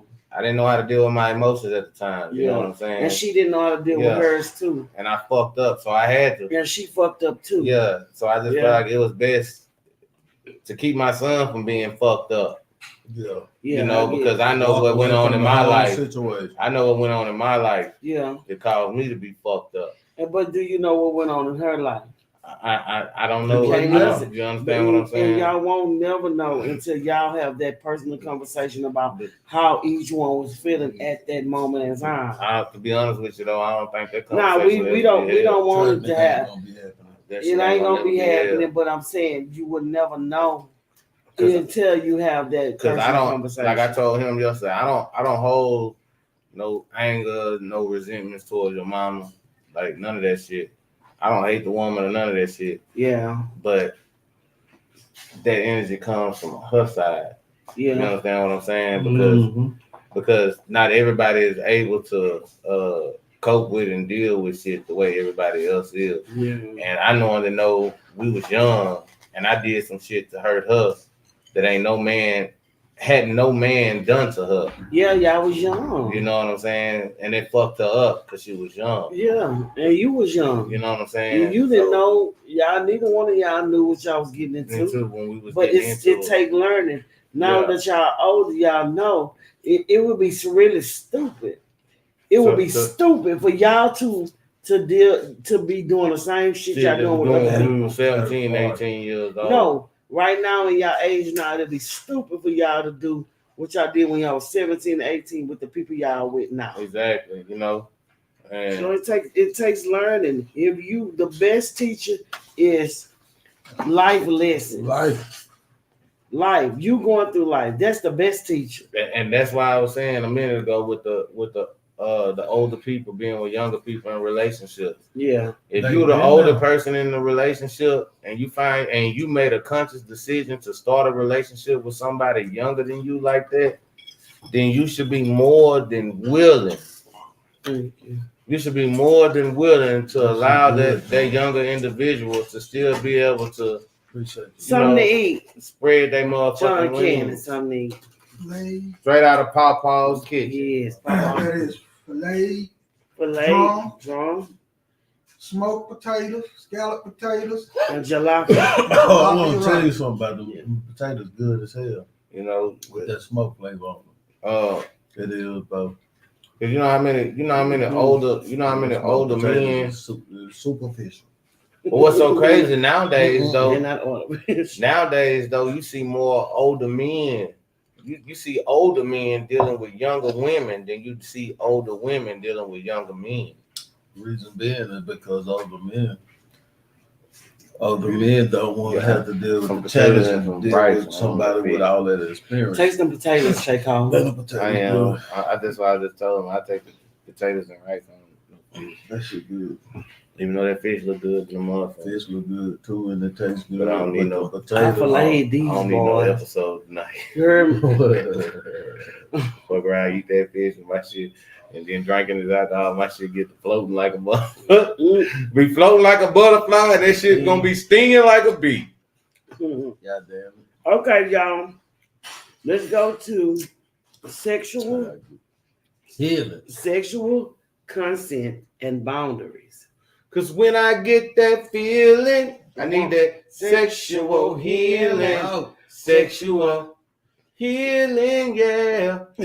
That ooh feel. Go ahead, Draco. Nah, but hold on, that's a question. Bring it back. Sexual consent and boundaries. How can couples ensure clear communication and respect for sexual boundaries within a relationship? Man, when she say no, get your ass up. Yeah, go to jail on some Me Too movies. I don't care if you deep in and you already halfway through the situation. Get up and move around. That's what I feel. That's what I understand, motherfucker. I already could lie on you, so. But if it's your partner, fuck that. Get up. She said no. Get your ass up and move. But if it's your partner, I don't care. Okay, say when you're married. Yeah. If I marry somebody, my body belongs to him, and his body belongs to me. Not in America. Oh my God. You keep playing them games, we in Sodom and Gomorrah. If you keep playing with that shit, and she was to go down there and say, I told him stop, and he didn't want to stop.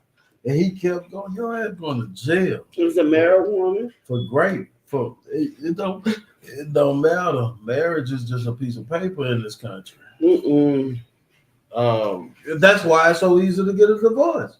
Y'all know what I done said on that situation. Go ahead, say it again. Said, motherfucker, if I come to you tonight and I want some of that thing, John got this food busted, and you don't want to give it, and you don't want to give it to me, I'll be in the bathroom. Hey, you better go to the bathroom, bro. Save yourself. On everything. Years of trauma and drama. If you don't want to give me nothing, I'm horny to the motherfucker. Holla at me. I be in the bathroom, boo boy. Shake off. I'll be in the restroom, boo boo. On everything. Shit. You ain't in the mood? Oh, you ain't in the mood? That's what's up. I ain't mad at you. At one point, I used to get mad at the motherfucker. Man, you got me fucked up. We finna have a whole argument about that shit. You got me fucked up. It's been 2-3 days already, too. Nah, you finna come about that pussy. Oh, no, I ain't in the mood for all that. Oh, you ain't in the mood? Oh, no, you finna come about that pussy. What that mouth do then? I ain't gonna lie. I used to be like, well, what that mouth do then? Shaco, wow, y'all. So I used to be a motherfucker. I ain't gonna lie to you. I used to be a motherfucker. But now, though, let her tell me she ain't trying to give me none. All right, then, holla at me. I be in the bathroom, boo-boo. At least that's what I'm gonna tell you. I gotta go boo-boo. So, but do you think that, like, okay, and it's vice versa, not just with men, but with women too. If your significant others, you know that you've been starved for sexual healing, and you go to your partner and be like, you start doing the natural motions with your partner. The partner be like, nah, I don't want to do that. And do you think that her taking that option from you as your partner, I'm talking about wife, husband, or in a relationship, long-term relationship and all. Do you think taking that from you will make you want to go somewhere else? Not if you really love that individual. Not if you really love that individual. Cause the man I am today, I ain't finna step out unless you done really made me feel like I ain't shit to you. Yeah.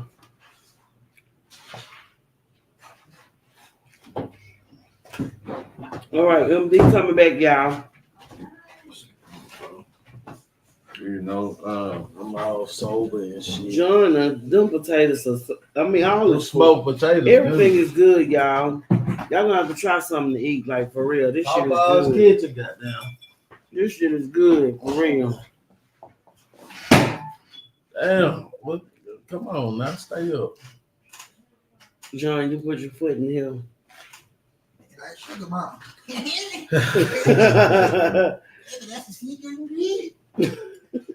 That's the cook, y'all, with that squirrel talk. That's good. So, should there be ongoing conversations about consent, even within established relationships? I think that's control. No, it's about. You gotta be. You still see the thing is that you probably married to that person or whatever, but they still got laws and rules and shit. And if you break them rules, you gotta suffer the consequences of them rules. Nigga, go jack off in the bathroom like Shay Cole say. If she don't want to give you jack off in the bathroom without her. Yeah, exactly. Yeah. She not trying to. But if she ain't trying to give me none, fuck it. Holla at me. I'll be in the bathroom. But you can do it without being in a relationship with her. You can do that without being in a relationship with her. I'm telling you. Oh, that shit. But see, in a relationship, she might not want to give you no pussy tonight. Yup, and then you frustrated. You feel what I'm saying? Because she not, and look, you want her to give you some, so you frustrated. And then you decide to take it because that's your wife. Derek, what's the motherfucking deal? Yeah, you going to jail. No, don't do that shit. Get your ass up out there. Don't be like Ike, allegedly. Don't get up out that bed. She'll put you in jail, bro. Don't be like Ike. Play no stupid game. Play stupid game, win stupid prize. Man, I done done some shit. Greg Golf, I done done some shit. I'm telling you. Play stupid game, win stupid prizes. She say no, that's what it means. That's what them people in the court don't understand. At one point in time in my life, let a motherfucker tell me they ain't want to give me no pussy. Okay, well, what that mouth do? I ain't in the mood for all that tonight. All right, then. That motherfucker, I'm over here horning the motherfucker. That motherfucker hard. You fuck around and wake up and a penis in your face. I don't want to hear nothing. What you got going on? Hey, man, I was just hoping that you popped your motherfucking mouth open. Ooh, I was going to drop him off. What you going to do once that motherfucker up in there? But now, what you gonna do? It's too dangerous for your to do that. well-being for you to do that. Mm-hmm. They got rules, bro, And regulation. Oh no, I ain't do that to nobody that wasn't my old lady. Even if your lady. No, even if it's your old lady, don't do it, bro. Oh no, I don't play them games though. Hell no. She tell me she ain't in the mood, holler at me. I be in the bathroom, boo boom. She said, boom. Okay, I'm gonna get off of that. Don't do that. Don't do it. You don't own nobody. This is not religious.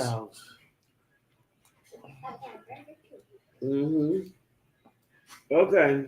And I'm a nigga that done came from having multiple women. You know what I'm saying?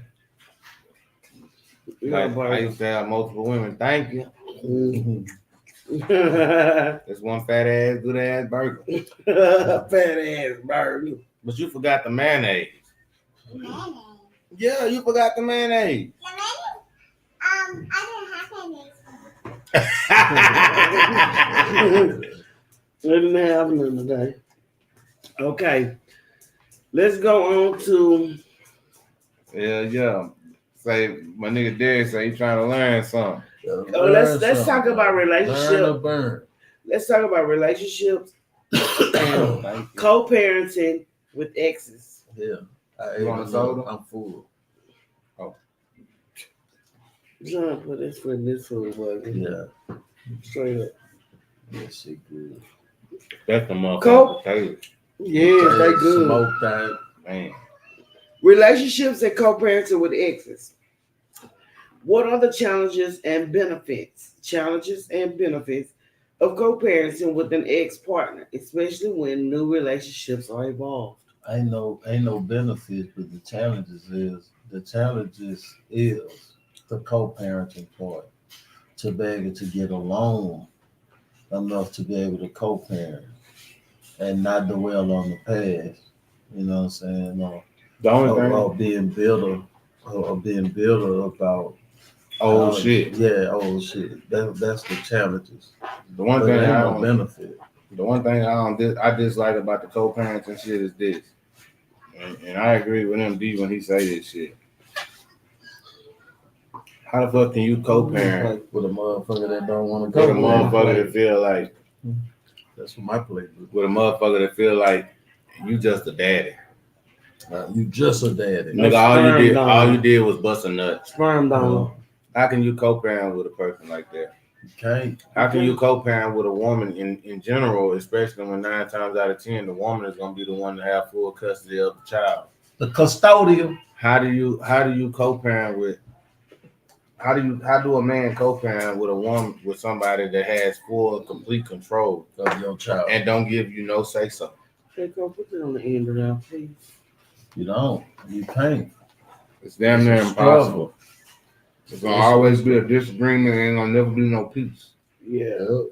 It's the hardest struggle you can have in this world when it comes to your children. It's co-parenting with a motherfucker that don't want to. But do y'all believe that there are some people that don't even have to deal with all the extra bullshit and drama? Yeah, I believe that. I know some. And that's because them two people have a major motherfucking understanding. It's not all about them. Yeah. We got kids. And the kids, we got thinking about the kids, the well-being of the kids. You feel me? Do y'all think that there's some couples some people that have separated and has moved on in relationship, marriage, or whatever, where they all celebrate everything together? Yeah, I'm pretty sure they got. Shit, I got baby mamas that moved on, got married and everything, and still didn't let me be a part of my kids' life. But they have some people that do. You know what I'm saying? And they got some people that do. And they got some people that don't. Mm-hmm. And mostly don't. Yeah, because they still build. These my kids. You liable to get your wonder buds and your tires flat. These my kids. Because they got a lot of women that talk shit about shit like that, but they don't never just air it out publicly. Mm-hmm. Because they don't want other women to they ain't on the internet. You feel what I'm saying? They may share it with you on a personal level, but they ain't gonna air that shit out publicly because they don't want other women to look at them like, oh, you a traitor ass bitch. Yeah. How you gonna speak up for this nigga? You know what I'm saying? But fuck that. Code. Right is right. Wrong is wrong. You feel what I'm saying? Call the woman code. So, relationship and emotional support. What if you with somebody that's always emotional? That's always something is always wrong. Something is like 1 minute they up, next minute they down. Huh? You ain't getting no fish. Mm-hmm. You ain't getting no fish. Them rice and that that rice slapping like a motherfucker. And the potatoes, huh? Shit, think it ain't. So that straight out of Papa's kitchen.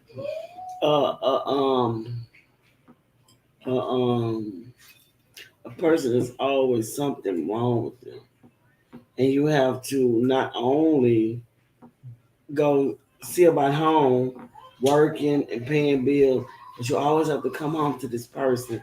There's always something is wrong. It's never a moment where you come home and it's happiness. Oh, peace. See, and see, I was just about to say, me. They're not aggressive, but they always complaining about some shit. Oh my God, this happened.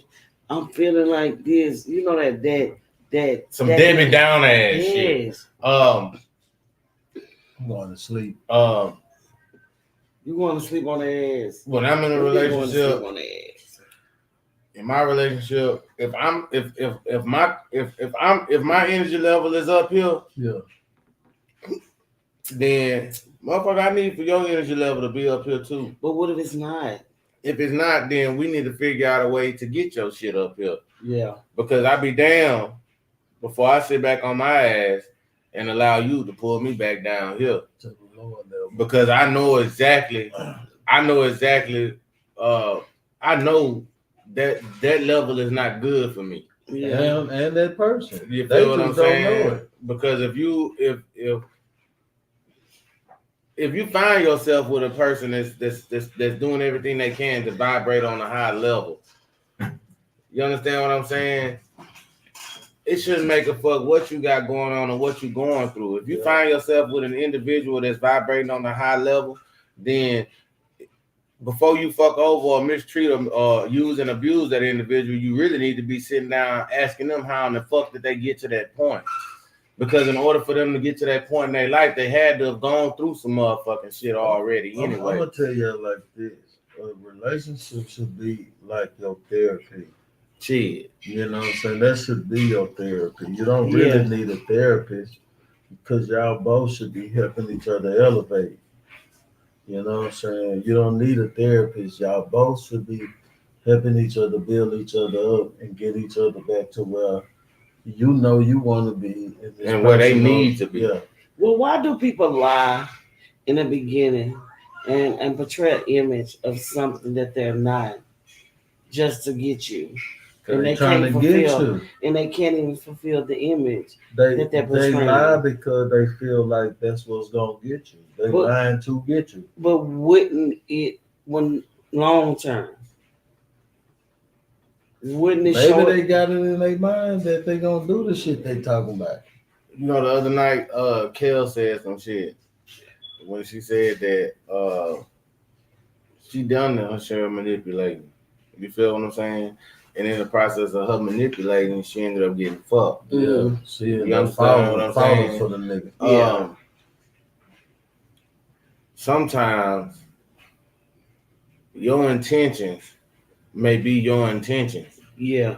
But you never know what the motherfucker on side of you true intentions is. Yeah. And if you go into a situation with fucked up intentions, then you best believe that other individual 9 times out of 10 may have fucked up intentions for you too. Because no matter how much you think you may be manipulating a motherfucker, it's gonna be something that you fuck around and do and or say. Check on that day. It's gonna be something that you do and or say to let that other person know that you fucking up. Yeah. You feel you on some fuck shit. You feel what I'm saying? Sooner or later, a person, everybody does stuff. You only can lie so much before a person reads through the lies. And I say this, you might well tell the truth so a person can know where they stand with you and where you stand with them. Making it defiance for real. The truth is undefeated. The truth shall set you free. It's gonna set you free. The truth may hurt, but it's still gonna set your ass free. Shit. You ain't gotta deal with that with the conscience eating at your ass every motherfucking day.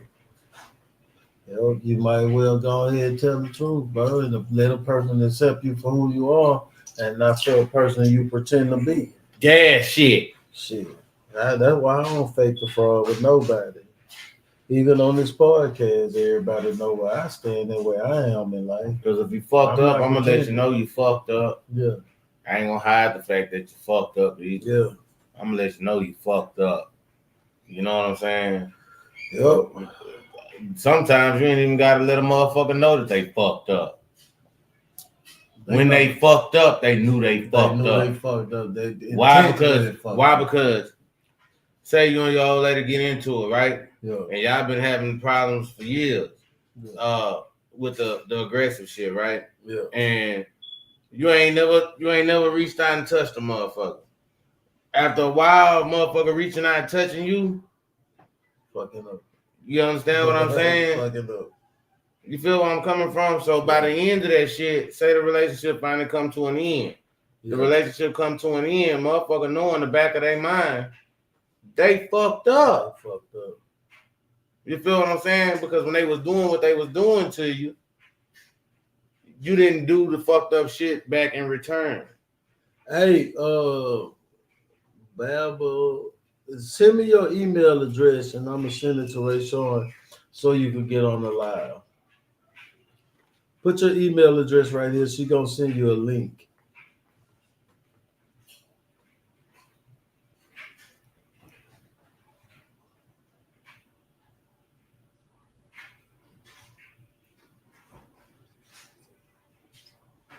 Yeah.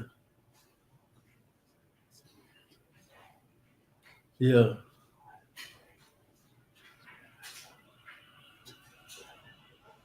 Yeah. I'm gonna let him get on here. He can get on here. Fuck it.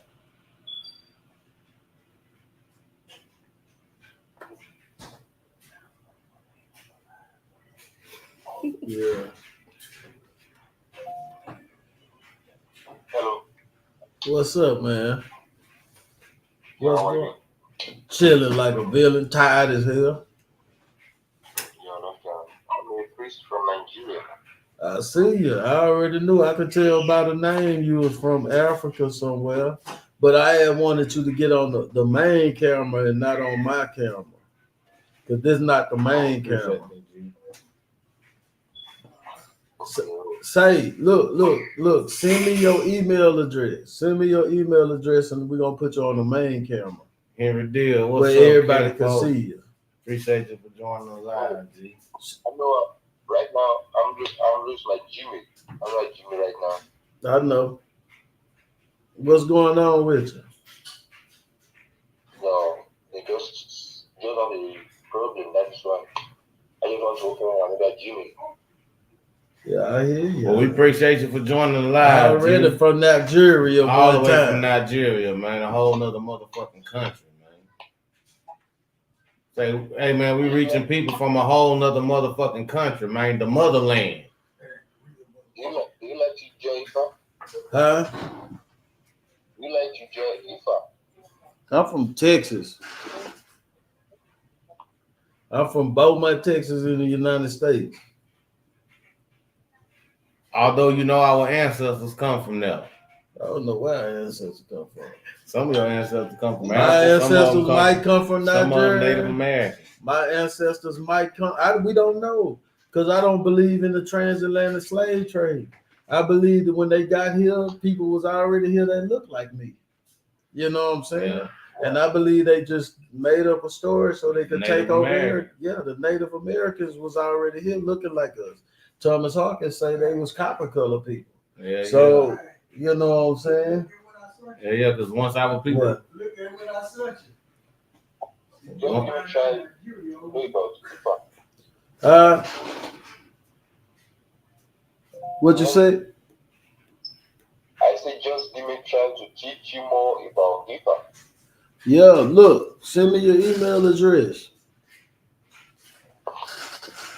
Text me on, you want WhatsApp? Put your email address so I could see you on the live. And you won't be on this one camera. Put you on the big screen. IFA, what's IFA?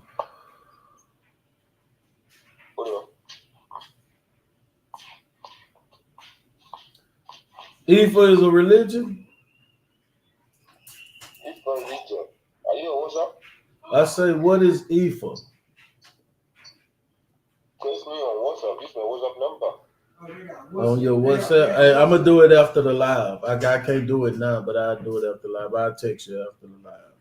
You can text me right on WhatsApp. I will explain what I'm trying to say for you. Truly. They had another person came on trying to tell me about IFA. But I was, Text me on WhatsApp. I got you, bro. Okay. All right now. I'll be expecting you, okay? Yeah, I'm gonna hit you up. Okay. Yeah. Respect to you. Okay. Say, man, we're reaching people in a whole other country. Nigeria, Ghana. I got a gun in. I don't know how you see it, but I got a partner from Ghana. You know what I'm saying? We're reaching people in other countries, man. What Ray Sean doing? Yeah. I mean, but what we was talking about though? The way we deliver the message may not go according or coincide with the way the world. Fuck the world. Want it to be. The world don't give a damn. The world wants you to be polite to them. As long as the motherfucking message was received. Yeah. What Eddie Griffin say? Fuck the messenger. Did you get the message? Get the message. Fuck the messenger. Gas shit. It might not come out right, but you heard what he said. Talking to him quick, we ain't making it slick. If it ain't real, then we ain't trying to hear talk that to him shit. slick and make it quick. Yeah. Shake all I did was reverse. That man on everything, a whole nother nigga from a whole person from a whole nother country just came in on the motherfucking live, man, on my kids. For real? Shit. Right here. From Nigeria. Sure, what he say? Hit them up. Told them be respect to you. Oh. Okay. Let's see. Let's go to y'all ready for the next question? We're ready for the next question. Okay. What are some effective ways partners can prove emotional support to each other during difficult times? What are some ways? By listening, being there, listening to what they're going through, and not being. I'm gonna say it again. Some people listen to respond, and then some people listen to understand.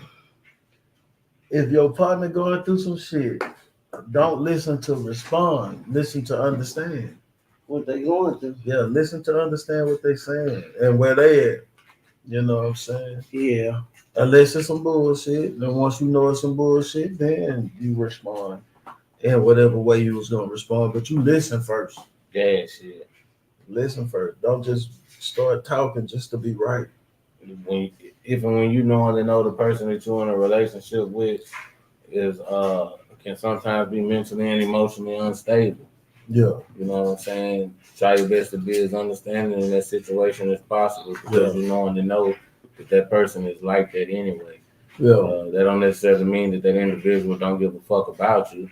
It just means that they deal with shit differently than what you do. So you try your best to be a light to that person to show them a better way of dealing with that shit. I mean, you know what I'm listen saying? to understand. You gotta be able to lead by example. Mm-hmm. You can't expect something out of one person if you ain't willing to offer and give up the same thing. What the Bible says, you get wisdom, get knowledge, get understanding, but above all, get an understanding. Above all, because you can have wisdom and knowledge and all that shit with no understanding, it don't mean shit. Yeah, shit. Don't mean shit. Like, you don't understand. To me personally, the three main things that you're gonna need in order for a relationship to work is gonna be patience, understanding, and somebody gotta have some type of knowledge of what it is, and somebody gotta have some type of knowledge of what it is that this relationship is supposed to be all about. Yeah. You know what I'm saying? And endurance. Yeah, and perseverance as well. Man, endurance is because people long suffering. You feel me? Because they say love ain't supposed to hurt, but when you truly love another what you said, I suffering. stab your ass with this fish bone, baby. They say love. I will long stick you. They say love not supposed to hurt, but I don't heard it. No. They say love not supposed to. They say love not supposed to hurt, but I don't know not one individual that's been in a relationship with somebody and called themselves being in love that ain't never felt hurt. You know what I'm saying? I'll tell you this nowadays, I don't hurt. How you doing, Danielle? Appreciate you for joining the live. I feel like this in the relationship. I let a grown up do what a grown up want to do. When I was younger, I didn't understand that, but now I understand that. You know, a person gonna do what they want to do regardless. At the end of the day, and you got to be able to be willing to allow them to do what they want to do. If what they do is disrespectful, well, don't let them do it on your time. You can allow them to do what they want to do without being in a relationship. Yeah, but not on your dime and your time. You remove yourself. You can cut that cord and still be a friend to that motherfucker. That don't mean you gotta fuck with that motherfucker on a relationship. Yeah, you get out their way. You feel me? Don't let it be on your dime and your time. Shit. Fuck that shit. Do what you want to do, but not on me. Yeah. I'm not gonna be the one that's giving you the fuel to do what to fuck to ignite your fire. Yeah, nah. Don't fuck me over while I'm here. Don't take my motherfucking energy. Yes. And use it to hurt me. Mm-hmm. Fuck you mean? Okay. What if you with a partner? Speaking to the men, what if you with a partner that the living space is not what it is? If you met her like that, you moved in with her or whatever, but the living space is not what she wants anymore because you moved in. Now she's telling you that she wants a bigger space and a bigger place. How would you handle that?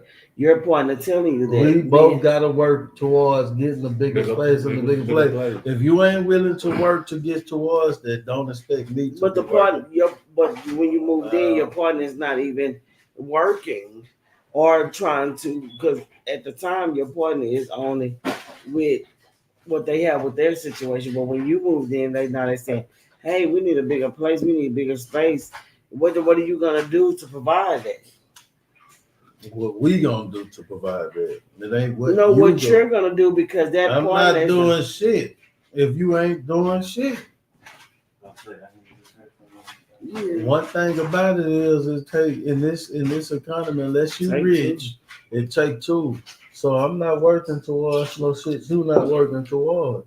And if I'm working towards the shit by myself, then I'm gonna be by myself. Easy work. I'm gonna be by myself. Yeah, I'm working towards it by myself. Why? Because that means you don't have no fight for me. Yeah, you only have a fight for what you want.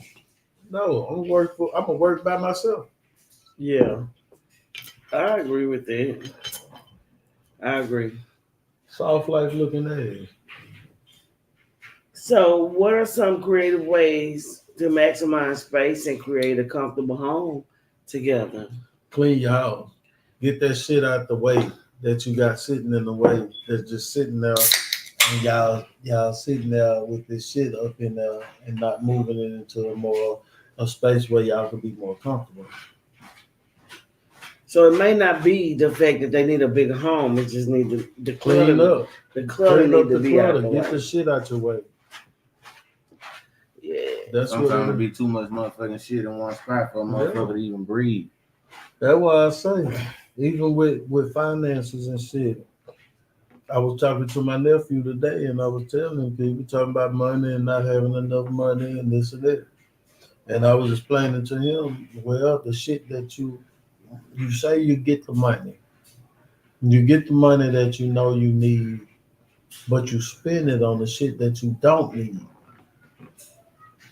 Not your bills and your responsibility, clothes and haircuts and all this shit because you want to look fresh. So you spending your money before you could build it up to the point to where your money would be where it would be sustainable even if you wanted to do that shit. Yeah. So your frequency of spending money on shit that you need that you want versus what you need to change. Stop frequently spending money on shit you don't need.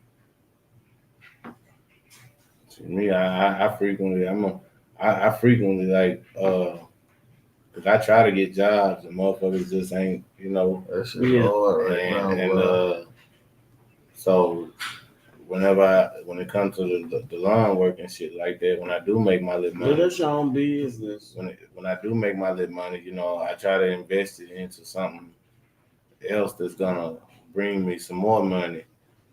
If it's not being put in towards something, if the money not being put towards something that's gonna bring me more money in the end, then I'm spending that money on taking care of my habits, taking care of doing what I can for the household, and shit. When it comes time for us to go out and have fun and enjoy ourselves, shit, I want to be able to at least go half on that type of shit. You know what I'm saying? Yeah. So, do y'all think that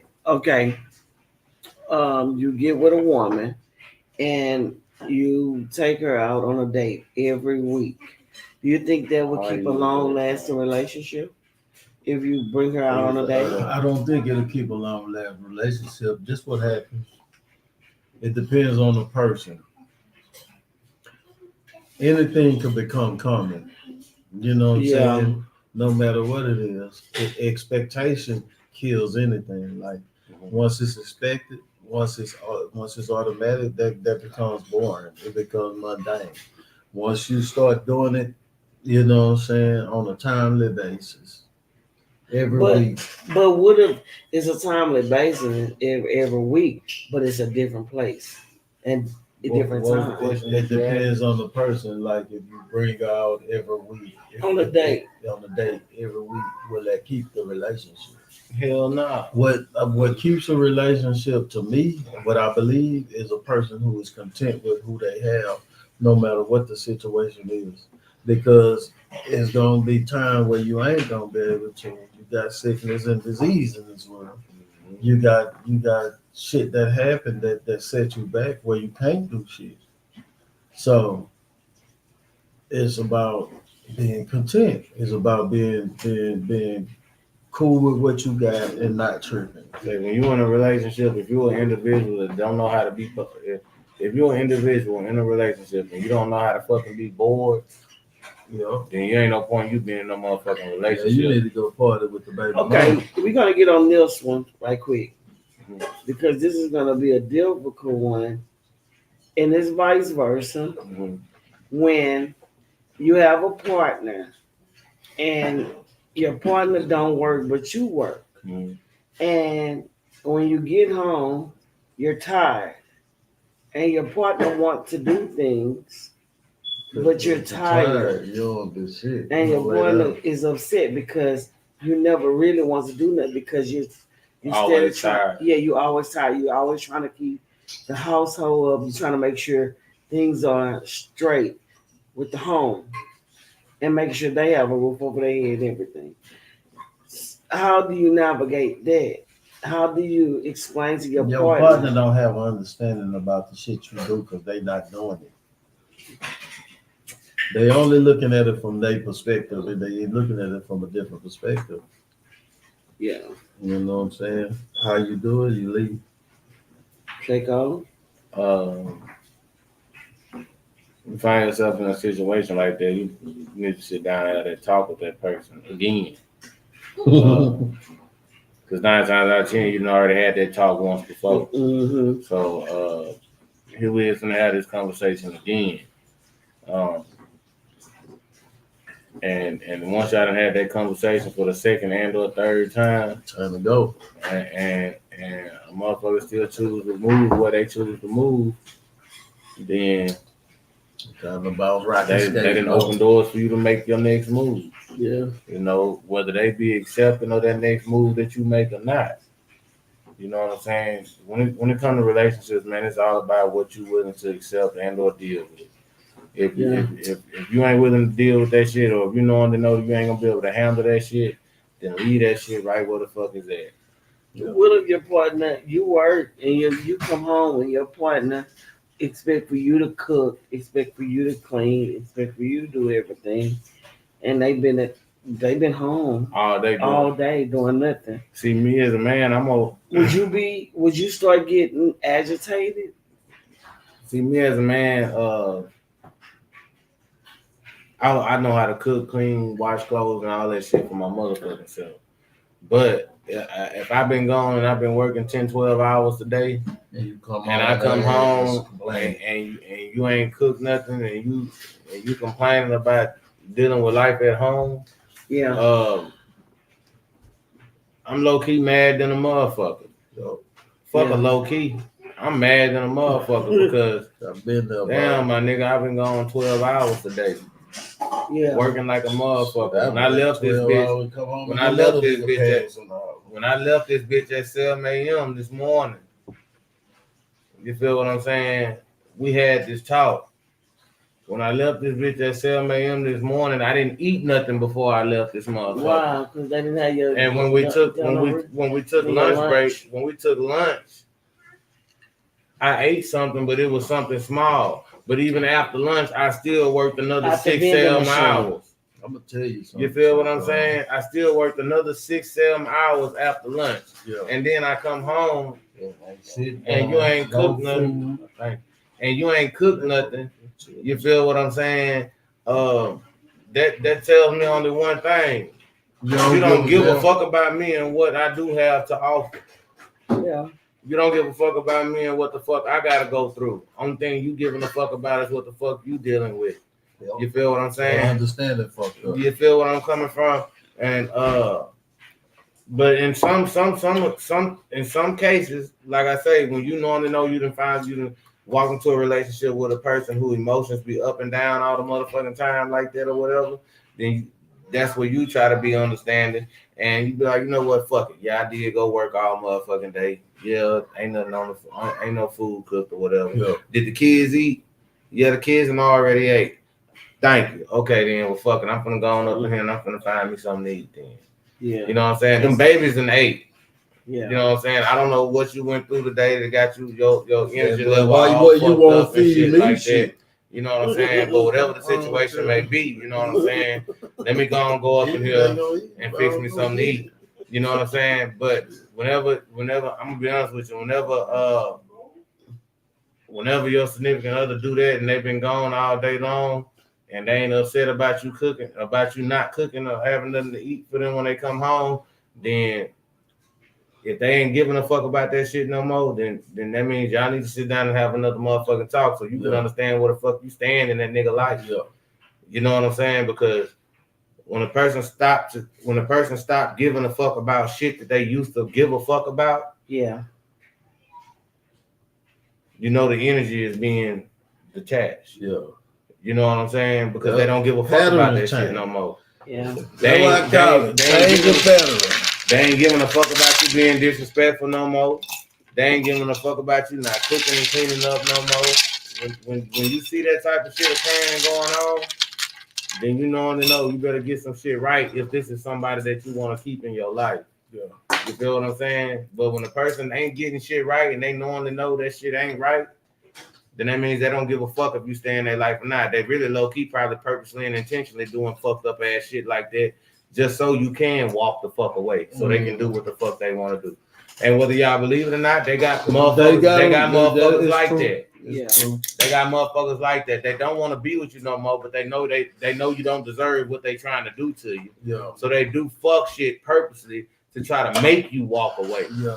They don't give a fuck if you got kids involved or not.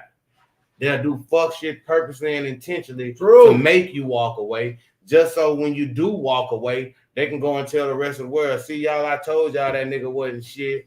I told y'all all he want to do is go fuck with other women and do this and do that. I can attest. That's fuck shit. Yeah, I can attest, bro. They got motherfuckers that do shit like that. And most of the time, men don't do that shit. Most of the time, men just be like, fuck it, and they just go on about their business. Women do shit like that, though. You feel what I'm saying? Women will purposely do, like they normally know they don't want to be with you no more, but they ain't woman enough to just tell you that. Yeah. They'll do dumbass, stupid ass shit just to make you, just to irritate the fuck out of you, just to see how much you can fucking take, just to make you basically force you to walk away. Fuck with somebody else and do some other shit. Just so they can talk shit about you later. Yeah. And make everything that way everything that they done said negative about you to everybody else will look true. Yeah.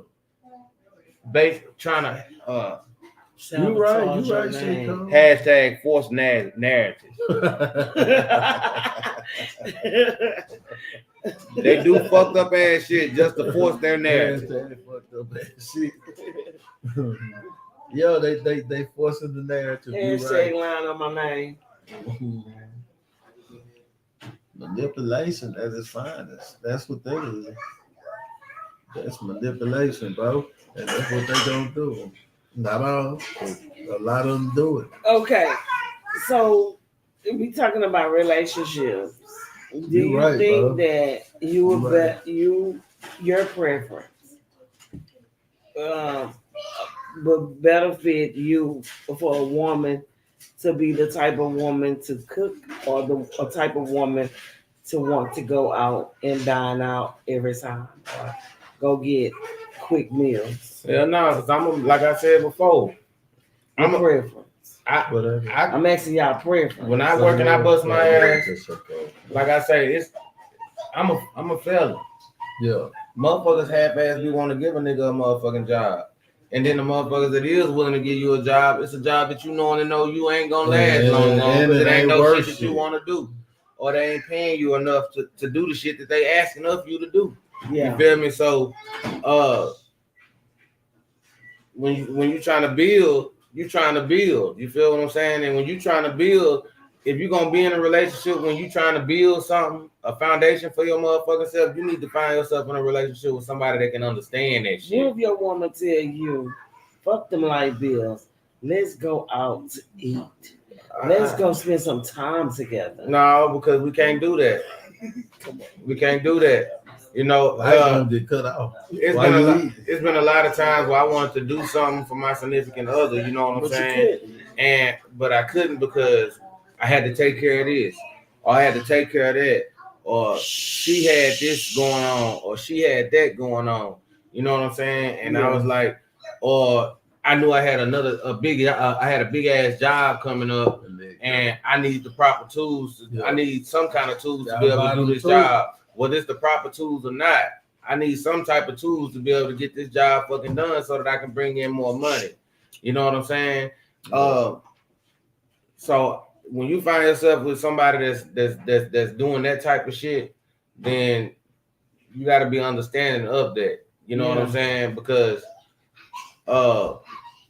what you fuck off some money on and I got this shit bad.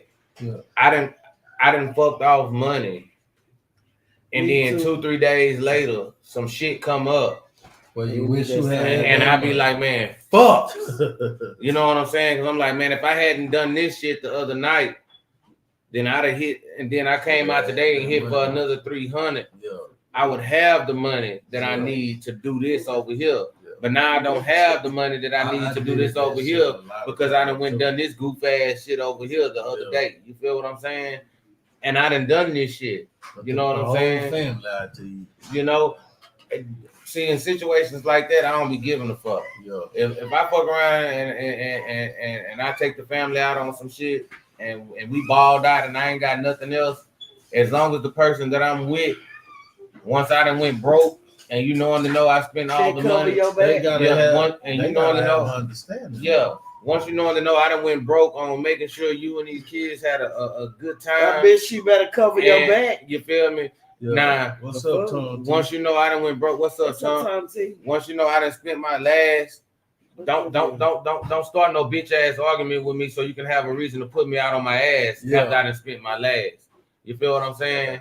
Shit like that'll leave a stain on your motherfucking name. Fucking with me. You know what I'm saying? That's bullshit. And I done experienced that type of shit before too. I bet she better have your back. You know what I'm saying? A real woman, if you going out your way to go work, okay. Like I brought up the situation with, if she wanted, you know that y'all haven't been out nowhere, nothing, and you just say, "Hey, I'm gonna take you out here. Mm-hmm. I'm gonna just splurge on you so you can make you feel good." Mm-hmm. That's my woman.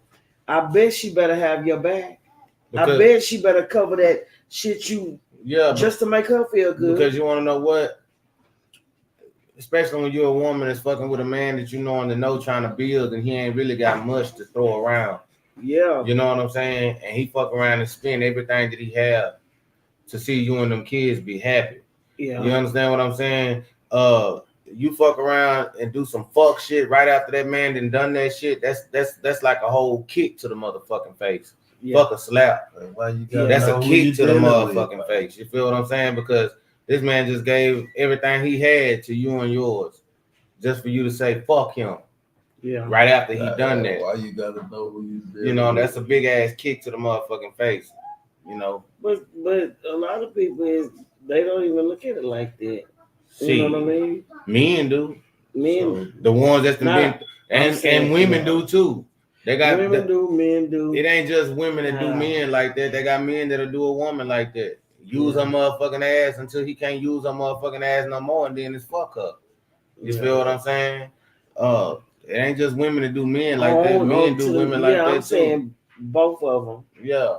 A lot of people do that, and don't back the other person. Thank you, man. After that person has went out of their way above and beyond for them, and they expecting that person, knowing that person don't even have it like it's on, and don't step up and stand up in the gap. Oh, I know that you wanted to take me. I know you did that. I'm gonna cover this. Mm-hmm.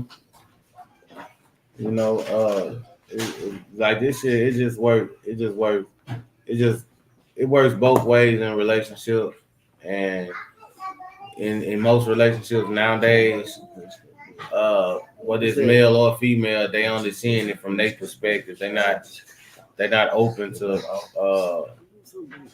They're not open to their significant other's opinion and or belief system.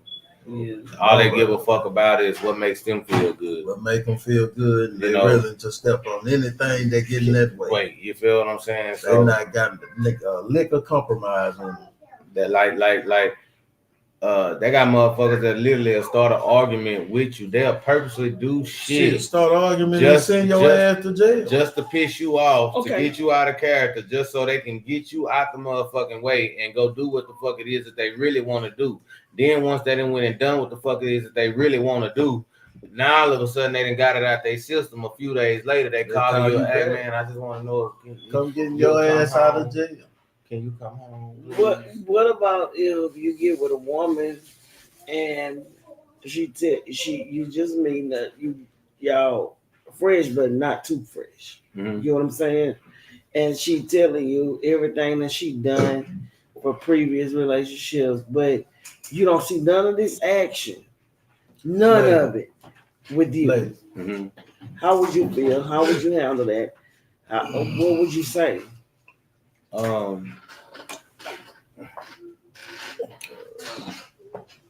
It wouldn't be shit nobody else can tell me about that person. No, I'm not saying about that person. I'm talking about that person come and tell you everything that they done negative. Not negative. Everything they done went through in past. Everything that they have done good for that person in a previous relationship, but it didn't work because that person was the problem. See, hold on. If they come and tell you, say for instance, we go out on a date, right? And this is just scenario. Me and you go out on a date, and I say, I did this. Hypothetical. This is the cast. Me and you go out on a date, and I tell you I did this for this person, that person. You know, that person just did me bad, but I did all this, and I get with you, and I have no action behind what I said. You treat me good, but I have no action of all the good shit I did for the person that did me bad. Mm-hmm. But the person that's doing me good, I have no action behind it. How would you navigate You that? like to be done bad. That's all that means. That tells me that you toxic than a motherfucker. Like to be done bad. Because you say you was doing good by this other motherfucker, and this motherfucker treated you like shit. Yeah. You like and now you got a motherfucker that's treating you good than a motherfucker. And you want to you want to treat them like shit. That means you love to be treated bad. That means that you was low key treating that other motherfucker the same motherfucking way you treat me right now. But you don't want me to know that. So when I first met you, you made them out to be the motherfucking bad guy, and you was the motherfucking victim. You feel what I'm saying? Like you say, motherfuckers be wanting to play that victim role. But these motherfuckers that have 9 times out of 10, these motherfuckers don't be no motherfucking victims. They be the victimizer. Shit. Gas shit. Talk to them quick and don't make it slick. If that shit ain't real, we ain't hearing that shit. The main trait of a victimizer is to play the victim. They play the victim. They gonna tell everybody what somebody did. They ain't gonna tell nobody what they did. And you want to know what? It's because of that statement right there that since from the time y'all MD gave me that first invite all the way up until now, I'm gonna tell you where I fucked up at. You feel what I'm saying? I'm gonna tell you where I fucked up at, cause I can really give a fuck about where they fucked up at. Yeah. Cause I know what the fuck I did. You know what I'm saying? And I'm gonna let the world know that you was a victim in a situation, but I'm also let it be known, but you was a victimizer as well. Tell the truth. We both play the role. Because at the end of the day, when it comes to a relationship, it's always gonna be my side, your side, and the truth. Gas shit. On everything, nigga, gas shit. Say, man, they can't take this shit. They can't take this shit away from us, man. This gas shit. Yes. Wow. Man, it's nice to meet you, G. Salute to you, young man. Okay. And congratulations.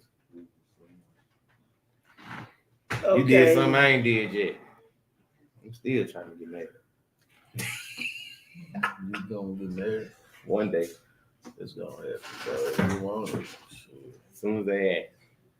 Get that shit! Marry me. I told you I had to write a book about you, bro. You go here. So go out of control. So that way. Okay. Say rejection is a motherfucker. Okay. So symbolizing and commitment. Well, I'm not with the shit. Do you feel like you need marriage in order to symbolize your commitment to a person? Fuck no. No. Elaborate, please. It's a piece of paper, bro. First of all, that shit created by the state. And in religious aspects of marriage was just going into wherever y'all went and had sex, and that symbolized the marriage. But marriage was between a man and a virgin at the time. It wasn't between a man and somebody who slept with everybody. Yeah. You know what I'm saying? So the idea of marriage today is not even really what the concept of marriage was.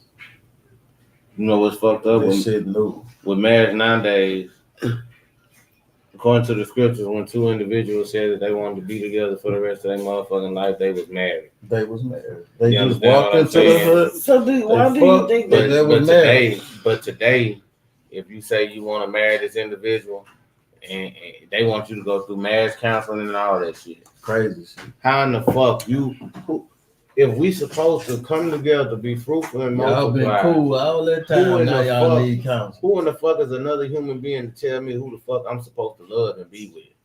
Yo. And how somebody that want to be in your fucking business. Somebody that want to play God. It's all state, bro. Somebody that want to play God. Listen. You understand what I'm saying? God, he created man and woman to be together as one and help uplift each other, and motivate each other in life. Everything. Who the fuck is another human being to tell you who the fuck you supposed to be with and who you not? A motherfucker with a degree, and a motherfucker that probably been married, never been married, with a degree, telling you about marriage. You got that old ass couple that been together for 60, 70 years that can give you most information that you need.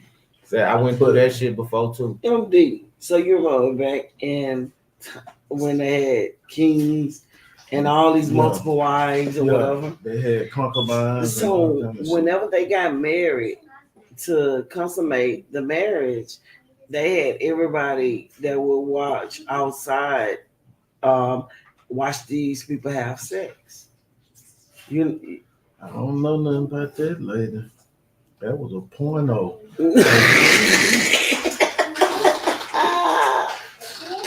No, but they would watch them have sex. They consummate the marriage. Like they would get married. The whole goddamn business. Look, they would dress up. They would get married. Say they vows. They would eat. They would drink, and then later on, vows didn't come along till later. After that, then they would consummate the marriage by having sex, and everybody would be watching them have sex. Why do you think they changed that? Do you think that they should go back to the time where when we get married, that everybody should watch us have sex? Exactly. In order to consummate the marriage. Look, that's how I feel. Look, I don't want everybody to see how. Watch me having sex. I don't want every man. Stop. This shit wild. I don't want they didn't give a fuck. About nothing. I don't want every man to see how my woman take that dick. Exactly. So this is the thing. I don't want that. And this how marriage worked back in the days. Nigga gonna be sitting back looking like, ooh, that boy take that. I'm gonna tell y'all, y'all down there better be happy marriage is like it is right now, because back in the day, it wasn't even up to the female if she wanted to marry the nigga or not. It was up to the father. And then the father, they went to the father, and then they asked the father, could I marry your daughter for whatever reason? And I got this land. It was more on politics. Niggas sold their daughters. It was more for politics. It was more of gaining land, gaining resources, prosperity. Yes. So that's the same way it is today. That's why I'm telling you, back in them same times, in order to consummate the marriage, they would watch them have sex. No, they went in the closed-in area. They went in the closed-in area while people eyeballs. They waited for them to come out. No, they watched them. She no longer a virgin. No, they watched them. They eyeballs is peeled. She's the foul. They watched them have sex. No, she can't get married to the nigga she wanted because the daddy done sold her for a plot of land. And a donkey. And a donkey. A nigga. And it's crazy that shit still go on today. Yeah, certain cultures still do. You know how many women married to people that they really didn't want to fucking be with, but they wanted to bring some type of wealth to their family. Yep. So they married into the money so that they can bring some type of wealth to their family. Yeah. And low key, they miserable as fuck because this person may treat them right and do right by them, but they heart still somewhere else. You feel what I'm saying? I'm a person that believe that your heart can be somewhere else, but if your mind is here, then that's where the body gonna go. You feel what I'm saying? Once the mind is detached, everything else gonna follow. Yep. Well, Shaco, we know that your mind and your body has been everywhere. Legs and nerves. We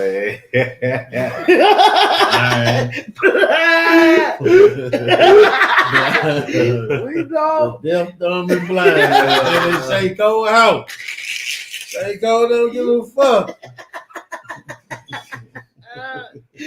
We know. Fuck everybody. I ain't become who I am today without going through it and living Shaco just smiled like that shit. Yeah. It's been everywhere, bro. Hey. But we gonna write a book. That boy done been through all the hardship. All the bullshit that a nigga can go through. I done lived that shit. Ooh, Lord. I gotta talk to you. I lived that shit. I got nothing but wisdom. I ain't gonna lie. I did do that shit. Motherfucker couldn't see shit. He had to read every word on the goddamn TV to make her understand what the movie was talking about. Netflix and chill. Look at that. Ooh, he just blew up that car, girl. Sometimes it was so dark I couldn't see a motherfucking thing to read shit. But I talked to God about it, and God and God allowed, and He allowed me to make it through. It was dark outside, but the sun was shining. Shit, on the inside. Lord. Say, I'm talking about, man. I say, man, look here, man. Boy, I done been down up and through there. Some people gotta go, bro. That's the only way you gonna gain your wisdom. Walk through the fiery furnace. Yeah. Ain't nothing like a teacher who been there. I ain't bullshitting. I walk through the fiery furnace. Yeah. And I'm gonna tell y'all the truth. Y'all ain't sure what hell been like. I would rather like, nigga. I do. Look, I would rather have somebody who been there and got through it to tell me how to get through it than somebody who got an education about the shit. Yeah. You've been educated, but you never walked through it. You ain't physically go through it. Shit, I've been in survival mode since I was 16 years old. And the people that done got an education about it don't really know it's a book. It's just a book. They done studied, but they ain't been through it. They haven't suffered the emotions or nothing about it. They just read a book and they was taught. Just like those CPS workers. They go in them people's houses, taking their fuck kids. with them people kids, and they don't even have kids. I know the concept of even raising kids. How the fuck you got hired as a CPS worker? What knowledge do you have to be a mother or father? Because they don't give a fuck about the knowledge that they may have to be a mother or father. The only thing they give a fuck about is their job, that money. All they give a fuck about is that dollar. Yeah, it's and the if money. They paycheck consists of destroying your motherfucking family. That's what they gonna do. That's why you got a lawyer that could know a nigga is the most coldest murderer in the world, and they still gonna defend them and get them out. Say, I ran into one of the lady that was the supervisor over the CPS when I was dealing with CPS. Yeah. I ran into this motherfucker in the HEB because it seemed like every time I go in the HEB, I see this motherfucker. Yeah. I'm like, how in the fuck is it possible? Every time I go in the HEB, I see the same motherfucker that play the role. That play the role and fucking over me. So this last time I seen her motherfucking ass, I made it be known to her that I see her motherfucking ass. I walk right up beside her motherfucking ass and say, hey, ma'am, you used to work for CPS? Yeah. She say, yeah, I still do. I say, you was the supervisor when I was dealing with CPS. She saying, who is you? What's your name? I said, last name Cole, first name Lashadrian. She looked at me, she said, no, that name don't ring a bell. So I fucked around and I said the name that was on the motherfucking CPS case. And as soon as I said that shit, her eyes got big and she looked at me. And she said, oh, yeah, I remember you now. Yeah, I'm that same nigga that told your ass what you ain't gonna make me doing what I am gonna do. I am him. That's me. I'm that same nigga that y'all lied on black and white to fuck me out of my motherfucking kids. That's me. And guess what? I'm still here. Okay. And you see me in the grocery store getting these motherfucking groceries to take back to the house to my kids and their mama. Yeah. The world hate daddies, bro. You played a role in trying to destroy me, and today I'm still here. So I just had to let you know I see you, and I'm still here. Mm-hmm. Coldest part about it is I'm so wicked, I'm so fucked up. At one point, I seen the motherfucker that was working for CPS on Facebook, and when I seen her, I sent her a friend request. Who? And she so fucked up, she accepted it. If you watching me, I see you. Okay, y'all, we're gonna touch on one thing, the last thing after this. How do you deal with different styles of co-parenting? How you raise your kids? If it's two different styles with someone that you're with. People come from two different backgrounds. Yeah. So how do you navigate that? How do you deal with that? Where if you're dealing with someone that you are the type that will chastise a child and the other person is not, like, no, we're not gonna whoop our children. We're not gonna do that. And you'll spare the rod, spoil the child. That's you, and they're the other person. See me, how do you navigate that? See me, I believe that you can discipline a child without whooping them. But if my significant other chooses to whoop that ass, sometimes I'm gonna be like, You know what I'm saying? That ain't called for in this situation. Yeah. But then it be times where I look at my young Max and I be like, say, man, now nigga, you know you just fucked up. Yeah. You know you just fucked up. Say, man, I can't keep saving y'all from ass whoopings if y'all just gonna keep fucking up, man. Yeah. Damn. And when I say it like that, I say it just like that. Yeah. Courtney know I'm not lying. Yeah. I tells it to him just like that, man. Why is it that I gotta keep saving you from an ass whooping? If you knowing to know, this is my thing. If you knowing to know what you doing, it's gonna piss a motherfucker off and get your ass whooped. Why do it? But what if your partner want you to chastise the child? I say you wait. I can't do it. And say, hey, they are not listening to me. I done everything. I done whooped them. I done everything. You need to force your hand now. That your talking is not working. Your partner telling you that your talking is not working. They need some firmness. What are you gonna do? See, like my 1-year-old, she got a bad one to run up the stairs. We be watching TV like a motherfucker, look up, she done disappear. She trying to get to the motherfucking stairs. And it's got to a point to where now she be so scary. And she only one. Yeah.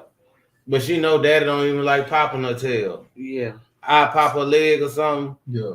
Now at first, when I first would pop her leg that one time to make her get off them stairs, she'll start crying, boo-hoo, boo-hoo.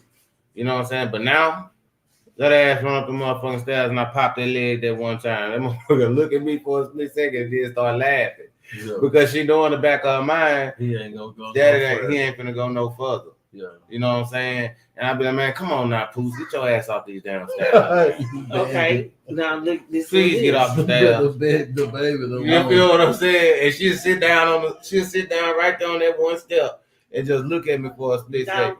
You know what I'm saying? We talked about a biological child. And I'm bringing it back to when we had Deshaun Collins on here. Yeah. And he spoke about how he is not able to talk to the child, leave, or anything. If that was you in that situation, how would you handle it? You gotta leave. You don't have no respect in that situation. I'm good. I'm gonna take some on. I'm a person that'll let it. I'm gonna let it be known. Do they have some more rice? They fucked that jollof motherfucker. Me personally, they got some potatoes. Check and see if they have some potatoes. Goddamn jollof. Me personally, if you don't want me, if you don't want me telling your kids not a motherfucking thing, I ain't gonna tell your kids a motherfucking thing. Why would you? But if I can't tell them nothing, but this is my thing. If I can't tell them a motherfucking thing, then I can't spend a motherfucking thing. Can I get an amen around the table? No. Amen. I say leave. Listen, Shaco, what if you living in the home with the woman and the child just doing shit, busting TVs, all kind of shit? You cannot tell this child nothing. She can't breaking shit that you are providing for this home to make it comfortable for you and the family in this home. But you cannot say nothing. And that's the reason why I just said, if I can't tell them nothing, then I ain't spending nothing. Well, you're not gonna have a TV for you to watch. I don't watch TV no motherfucking way. Oh shit. When I do watch TV, it's because God allowed me to be able to have some space and time at that moment in time to catch a quick flick. What's up? Outside of that, I be half-ass watching TV. You know what I'm saying? Yeah. But when I think that, okay, this is me, and it's just my opinion. If you are coming in the home, if you're in the home with the child, I think that you have a right to say, hey, you're not gonna do that. Mm-hmm. You're not gonna tear up this house. Everything that I go out and work hard for and provide for you, you're going to respect. You're not my daddy. And the child holler, you not my daddy. Well, you about to be with your dad because you're not going to tap everything that I'm providing for you. Mm-hmm. I'm just trying to make a good living situation for you, your mom, and me, and the rest of the family. And if the other person stand up against that, then there's a problem with those two adults that's in the home. Mm-hmm. See, my thing is, If you're not just I grew beating up the with shit a- out that I grew up goddamn with a kid. step- Beat them kids. I grew up with a stepdaddy that I was disrespectful to. And because of my disrespect, I suffered some harsh consequences. You feel what I'm saying? Yeah. And as a child, I couldn't understand them harsh consequences for my actions. As an adult, I do understand why. So, due to the fact that I grew up with a stepdaddy, you know what I'm saying? When being in a relationship with a woman that have kids already, you know what I'm saying? I know that I know that sometimes a child like that emotions can be up and down. You know, a child like that emotions can be up and down. Because the children dealing with the fact that they daddy not in the house. Another nigga telling me some shit. You know, another nigga telling me something that I don't want to hear. That'd be the hardest obstacle to get over. Yeah. You know what I'm saying? When dealing with kids that's not yours, you know what I'm saying? The hardest obstacle to get over is the fact that, nigga, you ain't my mama. Nigga, you ain't my motherfucking dad. You ain't my dad. Fuck is you to tell me any motherfucking thing, nigga? Because I done been in situations where I tell them something, and then nigga just sit there and look at me. Cause you ain't in bed. He wanna say that shit. Nigga sit there and look at me and then look back at his mama. Yeah. You know what I'm saying? Waiting for his mama to tell him do it or fuck all that. Yeah. You know what I'm saying? And I'd be like, what you looking at your mama for? Yeah. Man, I know I just told you this. Yeah, but my mama said, hey man, your mama said, man, what I just said. You feel what I'm saying? Yeah. Now if he chooses not to move until mama tells him to do something, then I'm a man that ain't scared to tell your son, hey man, don't ask me for nothing no more. Yeah. Don't ask me for nothing no more. I think that's the best way of chastising a child. You know, I'd rather tell you don't ask me for nothing no more than to do to you what was done to me. Or take away what's most entertaining. You feel what I'm saying? Like one of my sons that don't biologically belong to me, he got into some trouble at school a week or two ago. I want to say about 2 weeks ago. And nigga got in trouble at school. Before he went to school, mama had already told him, hey, your ass better not get no trouble at school today. I'm letting you know right now, I'm whooping ass. You feel what I'm saying? Mm-hmm. And I be damned. That motherfucker went to school. And before he got home, she got that motherfucking phone call. You feel me? Yeah. And I was like, damn. He fucked up. So when it came time for me to go get his ass off the bus, as soon as he got off the bus, first thing I asked him, man, why the fuck you did that, man? Why the fuck you did that, man? Come on, bro. Didn't I tell you this morning before you got on the bus, hey, man, your mama already irritated. Please don't go to school and get in no trouble. Please go to school and be good. Didn't I tell you that? And he be like, yes, sir. So why you did that? I don't know. All right, well, we're going to figure it out when you get home. And then as soon as he walk in the door, you know, I was like, I hadn't already told him the night before, you get in trouble at school, you're punished for a week. You ain't coming out the room for a week. No TV, no none of that shit. You're going to stay in that room for a whole week. No games, no none of that. I don't give a damn if you go to your mama's house. You can't play on the phone. You feel what I'm saying? No TV, no nothing. I'd rather punish you for a whole week than to watch you get your ass whooped. Yeah. You feel what I'm saying? I'm gonna tell you, you're either gonna take your lick or you're not gonna take your lick. If you choose not to take your lick the way I was trying to give it to you, then fuck it. We're gonna let mama take it. Because the one thing about pain teach you to stop doing certain stuff. Yeah. And even though that ass will be over in 2-3 minutes. They say it's gonna hurt me worse than you. Yeah. Then it hurts you. Yeah. It's just the pain. The pain gonna make you understand. Stop playing. Yeah. Stop playing like this. That's all. That ass whooping lasts 2-3 minutes. Yeah. You know what I'm saying? That and ass whooping lasts 2-3 minutes. After that ass whooping over with, that ass gonna sting for a little while. Once that stinging gone, that shit done and over with. But you punish a motherfucker for a whole week, take that video game, that TV, no outside. In the room. Say in the room, looking at them walls. In the penitentiary. Only if you consistent. Shit, after a while, that nigga gonna get tired of looking at the motherfucking walls all the time. Motherfucker gonna get tired of looking at them walls all the time with that motherfucking door closed, and all he hearing is laughing and playing in the other room. See, prisoner in my own mind. You feel me? After a while, motherfucker get tired of that shit, and after a while, motherfucker stop fucking off. You feel what I'm saying? And that's facts, you know. Because after a while, when I was young, shit. After a while, an ass whooping didn't make a fuck to me. You know what I'm saying? I ain't nigga. You can whoop me as long as you want to whoop me. I ain't finna cry. Once you get to a certain age, bro, that don't matter. That ass whooping shit don't make a fuck no more at all. Period. Especially if you already out there fighting. Anyway. You can whoop my ass as long as you want to whoop my ass. I bet you I ain't finna cry. But let that motherfucker say, I'm gonna take that phone. Oh man, the whole world flip upside down. Okay, got no contact. Say on everything. That girl that you like so much, shit. That's why I say she gonna be on the phone with that other nigga at the schoolhouse. Your ass ain't talking. That's why I say the best way to do it is to take stuff away from them, especially the thing that they most into. Take that away from them. You ain't gotta beat them, but take some shit away from them. But you know what? Make them understand. Say my young Mac took that shit like a G. You know what I'm saying? Mm-hmm. He was like, so no phone, no nothing, Mr. Shea, for a week, whole week. Go on, look at that room.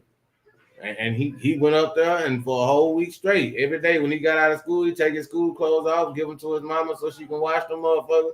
And he gonna walk up them stairs and go to the room. And he sat up in that motherfucker for a whole week. Hey, he ain't say a motherfucking thing. That nigga ain't say a motherfucking thing. But I entertain himself. Say, but I bet you she ain't got not one phone call from the schools since he got off that little old punishment. You hear me? He ain't been in no trouble at all this week since that shit. I'll never do that again. You feel what I'm saying? Time to go, y'all. All right, y'all. All right, y'all. We said something. We made something. Say something. What it said. Now we about to say something else. All that shit about relationships that we gonna go ahead. None of us drunk. And take y'all out for the first time with the famous song. None of it. Oh, wait a minute. What song? Hey, we bring it out song. Go ahead, Shay Cole. Look. Go ahead, MD. Love is in the air. Love is in the air. Somebody received it tonight. Love is in the air. Love is in the air. Lady. Love is in the air. We're taking it out. Hey. Love is in the air. Love. Yeah. Love is in the air. Oh, hey, come on, MD. Love is in the air. Y'all think it ain't your line? Love is in the air. Yeah. Love is in the air. Yeah. Love. Yeah.